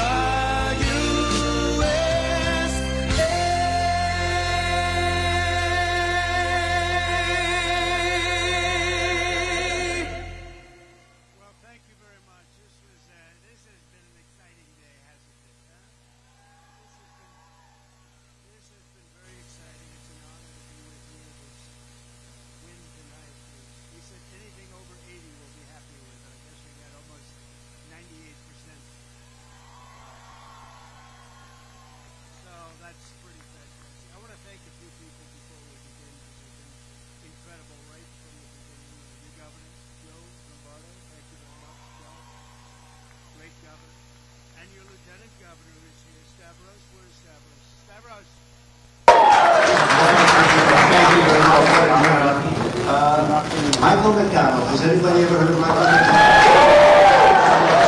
He's taken a lot of abuse unfairly, and we just want to thank him. He's a strong man, and he's a good man. And we have a person from North Dakota. Did anybody ever hear of North Dakota? And he's the governor, and I watched him for a long time. He was a very successful man. He's been an incredible governor. And he's here with Catherine, his wife, and I just want to thank you very much for doing that. We're not getting audio from it. Mr. Woody Johnson, Suzanne, thank you very much. We also have some people in the audience that are really something. If you're a golfer, Bryson DeChambeau, he hits a long ball. We love Bryson. And Patrick Reed, who won the Masters recently and is a great player. Wherever you may be in this room, thank you very much. I love golf and I love people that know how to play golf. There aren't too many people that can do it. If you like to fight, if you want to fight, you can fight this guy. He's available. It's not going to last long. Well, Sean Strickland. You don't want to fight him too much. Here's Sean. He's a nasty looking guy. Look at those ears. You look at those ears. Oh, I looked at him. I said, I want no part of him. Thank you very much, Sean. We appreciate it. Kevin McCarthy's here. Kevin, whoa. Thank you, Kevin. That's very nice. That is very nice. We appreciate it. Did anyone ever hear of the Nelk Boys? Because Dana White called me. He said, would you do an interview with the Nelk Boys? I said, who are the Nelk Boys? I did this crazy interview. We had like 22 million hits. I never saw anything like it. Where are the Nelk? The Nelk. Oh, thank you. Okay, have a good time. Look at them. I just want to say that this has been an incredible period of time. I think for our country, for the world has not been like this for many, many years. When you look at the attack on Israel or the attack on Ukraine with Russia, this would have never happened. The Israeli attack would have never happened. Inflation would have never happened. The world would be a much different place right now. And we're going to make sure that we bring it back, and we're going to bring it back fast, and we're going to bring it back very, very strong. Very, very strong. And it's so sad to see. It's all of the death that you've witnessed with Ukraine and Russia fighting, and again what happened in Israel. All of the death and all of the destruction of cities and places that are ancient places in a sense. Ancient buildings being knocked down. You can never replace it. But all those people that died, most importantly, would have never happened, and we're going to change it. We're going to change it around. We're going to get it back to normalcy. It can't continue like this. The world is exploding. Our country is doing horribly. We're a laughing stock all over the world. We were respected. We were respected like never before. Just 3 years ago, we are now a laughing stock all over the world. We're not respected even a little bit. And you understand why. You understand why. You need leadership, and this country does not have leadership. It has no idea what's happening. It's lost its way. It's a failing nation, and we're not going to have a failing nation much longer. I just want to really thank the great people of Nevada. because this was a turnout. I don't know if you know, you broke the all-time record. The all-time caucus record was broken, and we kept waiting and waiting because they're all flowing in from all parts of your state. They all want to be. I said, well, wait. But I said, they're going to be very upset when they come here and everyone's gone. But I said, we have to start. But this has been a tremendous state. And, you know, if we win this state, we easily win the election in November. We have to win the election.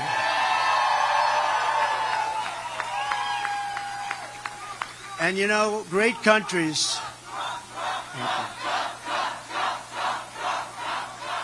Thank you very much. But great countries are all about a lot of things, but two things in particular. You have to have strong borders, and you have to have free, fair, and honest elections. And we don't have either. And we're going to have them back. We had 3 years ago, we had the strongest border in the history of our country, and we were doing great. And our economy was the best, and we rebuilt our military, so many things. And then you had the tragedy of the Afghanistan surrender. That was nothing less than a surrender. And President Putin watched that, and he saw that, and he said, wow, this could be my chance to go and do what I wanted to do. They never would have happened. It would have never happened, but he went in and he did what he wanted to do. But we're going to bring the world back, and we're going to bring the world back to normalcy, and this country is going to be the leader, and we're going to be also at the same time focused on a thing called America First, right? America First. And it'll be peace through strength. You know, a few terms that are very descriptive, but peace through strength. There's no reason for this. I left and I see that all over the Middle East, they're bombing again. I said, I remember that before I came, everyone was bombing. You don't have to bomb. We defeated ISIS, radically defeated ISIS. And then we had no wars. You know, they say first in 72 years, first president. I remember on the debate stage with Hillary Clinton. I don't use the word crooked anymore. I use that word for somebody else. I retired it. That was a good night for Hillary. She was very happy that night. That was one of the best nights. I retired the name from Hillary and put it onto Joe, Crooked Joe. But we have a country that has tremendous potential. But if anything bad happens in this next election, if this election isn't won by us, we're not going to have a country anymore. We're not going to have a country. So I appreciate the tremendous record that you set tonight. You set an all-time record for your state. And it really was. It was tremendous turnout, tremendous. They had lines going back, and they sort of knew who was going to win. You get 98%. We wanted to get over 80, and we got 98. And also, if you remember, and last night, you know what happened last night, right? None of the above. So I'd like to congratulate none of the above. I was one of those none of ever aboves. I was one of them. No, I watched that last night, and they won by 44 points. None of the above. So I want to congratulate. But seriously, we have to get back. This was a great day. This was a great night. Our Supreme Court hopefully will be doing something in terms of helping our country and preserving democracy. We have to preserve our democracy. And I think they had a very, very interesting day and a very beautiful day, perhaps. I think it was really a very beautiful sight to watch. And it's the way it's supposed to be. And hopefully the decision will be a very important decision. But there's never been anything like it. In the polls, we're leading everybody. We are right now. Is there any way we can call the election for next Tuesday? That's all I want.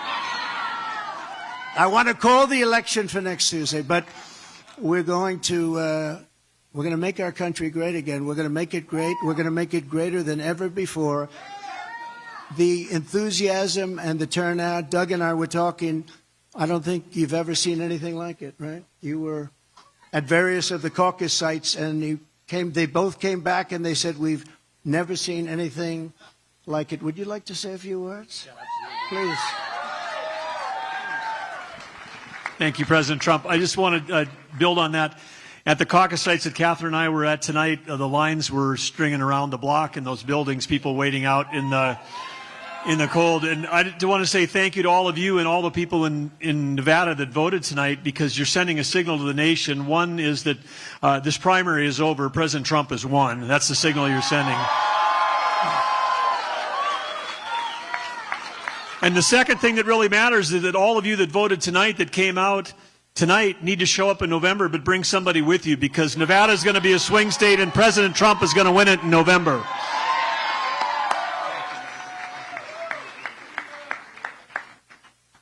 What about Woody? He's been my friend for so many years. Do you mind if I let him speak for a second? Woody Johnson. Oh, what a good day.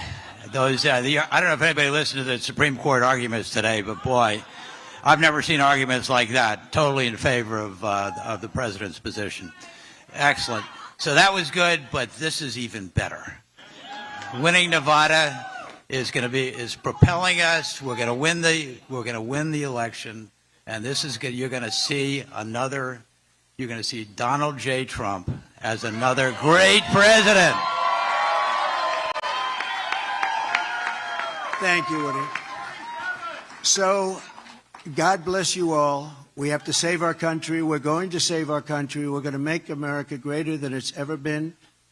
We have to stop it. We have to close up our borders. We have to close them up.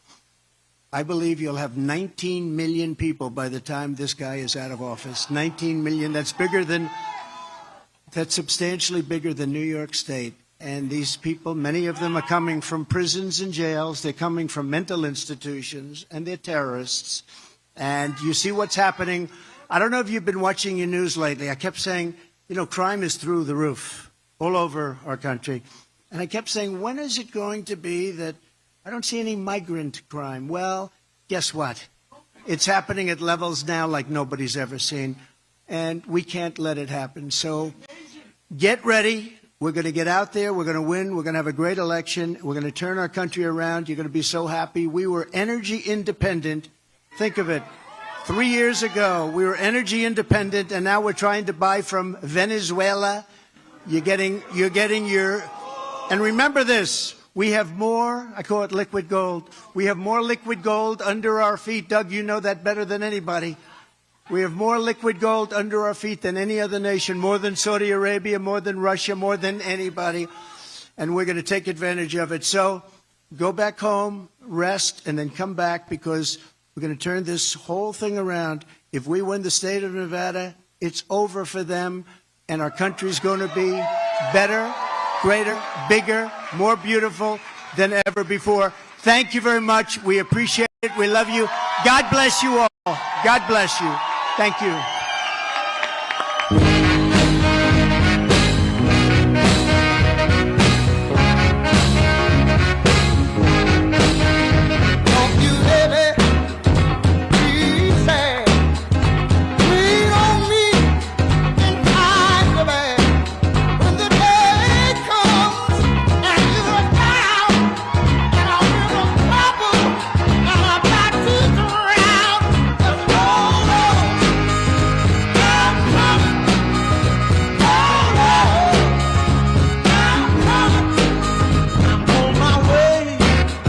President Trump wrapping up his victory speech here in Las Vegas, Nevada, winning the caucus, 98% of the votes. It was a record win, record turnout. The people are saying that the lines were wrapped around the block. President Donald J. Trump saying the same thing. So a great night here in Nevada. Focus turning to South Carolina now. So just a reminder, we will be there on Saturday. I'll be there covering that rally in the Myrtle Beach area. Hey, thank you to Birch Gold. Make sure you give them a shout. Birch Gold Group. They have an A+ rating with the Better Business Bureau. For your investments, for your future, invest in gold with the Birch Gold Group. Text the word Trump to 989898. Also, don't forget about the wellness company, MakeCareGreatAgain.com. MakeCareGreatAgain.com. Get that emergency kit from Dr. Peter McCullough and his team of doctors. Cannot go wrong with it. I have mine at home, and it's medicine for just about anything you can think of. So it's a great kit to have in case there is an emergency. Hey, it's tax season is upon us. It is coming up soon, so make sure that you are prepared with Tax Network USA. That information is on your screen, tnusa.com/RSBN, or you can call that number on your screen. That's 1-800-357-1415. Tax Network USA. Get prepared for tax season with the experts. They have helped thousands and thousands of happy customers with their taxes. So make sure you get that today. And hey, we haven't talked about Mike Lindell yet. Support Mike Lindell. Go to mypillow.com. Type in the RSBN code for Mike Lindell. He's a big patriot, fighter for America. He wants what's right for Americans and for election integrity. So go to mypillow.com/RSBN and help Mike Lindell. Don't forget that RSBN code to save big at checkout. Our newsletter, love getting our newsletter in my email when there's breaking news or news of events to make sure that you don't miss when President Trump is speaking. Sign up for our RSBN newsletter at rsbnetwork.com. Follow us on social media. We're all over the place. Brian, I'm trying to get to you, but we have people working around us right now. It's all good. I was just letting you go. Yeah, there was a lot. I think I got them all. All 47,000 of them. Well, it just what a great night in Nevada. I mean, come on. He broke a record for the margin of victory. He's optimistic. Kevin McCarthy's in the house. He is. I mean, you've got the Nelk boys in there. Yes. And what a great crowd here tonight. And what a lot of momentum going into South Carolina. Yes, it's so great. Everyone's in good spirits. Still a little early here. 9:39 local time. So you know the party's going to continue somewhere else. Nevada is celebrating tonight. Good job, Nevada, to get out there and get the vote out. Don't forget about November. Like the president mentioned, make sure you bring a friend or two or three or four come November to make sure that President Trump wins this swing state. Follow RSBN on all social media platforms. They are there. That's where you'll get the latest news on the campaign trail. We are your election headquarters for 2024. So make sure you follow RSBN all across the board on social media. I'm there as well on X, which is formerly Twitter, Vanessa Broussard News on Instagram, and my very personal favorite, Truth Social, President Trump's account. I am there as Vanessa Broussard. Yeah, and you can follow me as well at Brian Glenn TV across the board, at Brian on Truth Social. I appreciate a follow on that. Well, let's wrap it up from the great state of Nevada, Las Vegas, right here on the Strip. Vanessa Broussard, Brian Glenn says, so long, everybody. We'll see you in South Carolina here in a few days.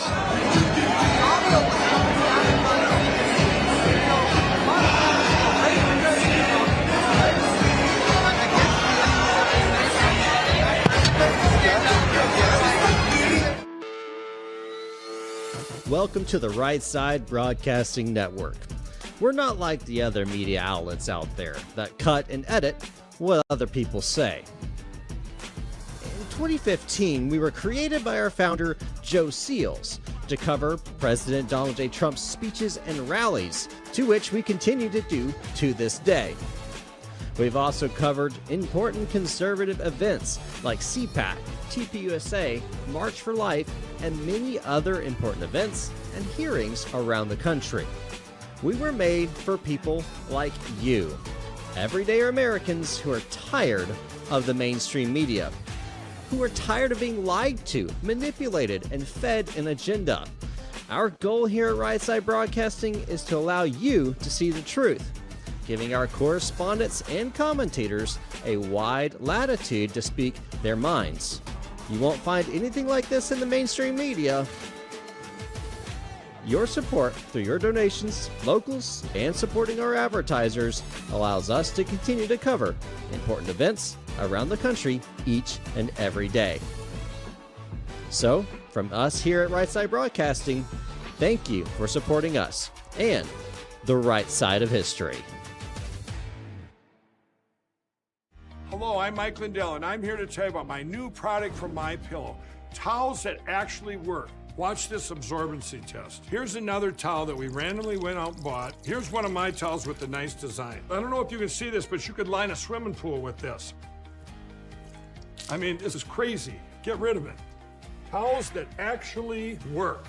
What a concept. I'm interrupting this commercial to let you know you can get our 6-piece My Towels, regular $69.98, now only $29.98. Or you can save 25% on our brand new kitchen towels, made with the same technology as our famous My Towels. Also, we have bath sheets, bath towels, washcloths, hand towels, and so much more. And the best part, with your promo code, your entire order ships absolutely free. So go to mypillow.com or call the number on your screen. Use that promo code to get deep discounts on all My Towels. And for a limited time, your order ships absolutely free. Parents and grandparents, the 2024 Kids Guide to President Trump is here, and it's free. As a bonus, your child gets a free issue of Everbright Kids Magazine and Activity Book, and a free video lesson.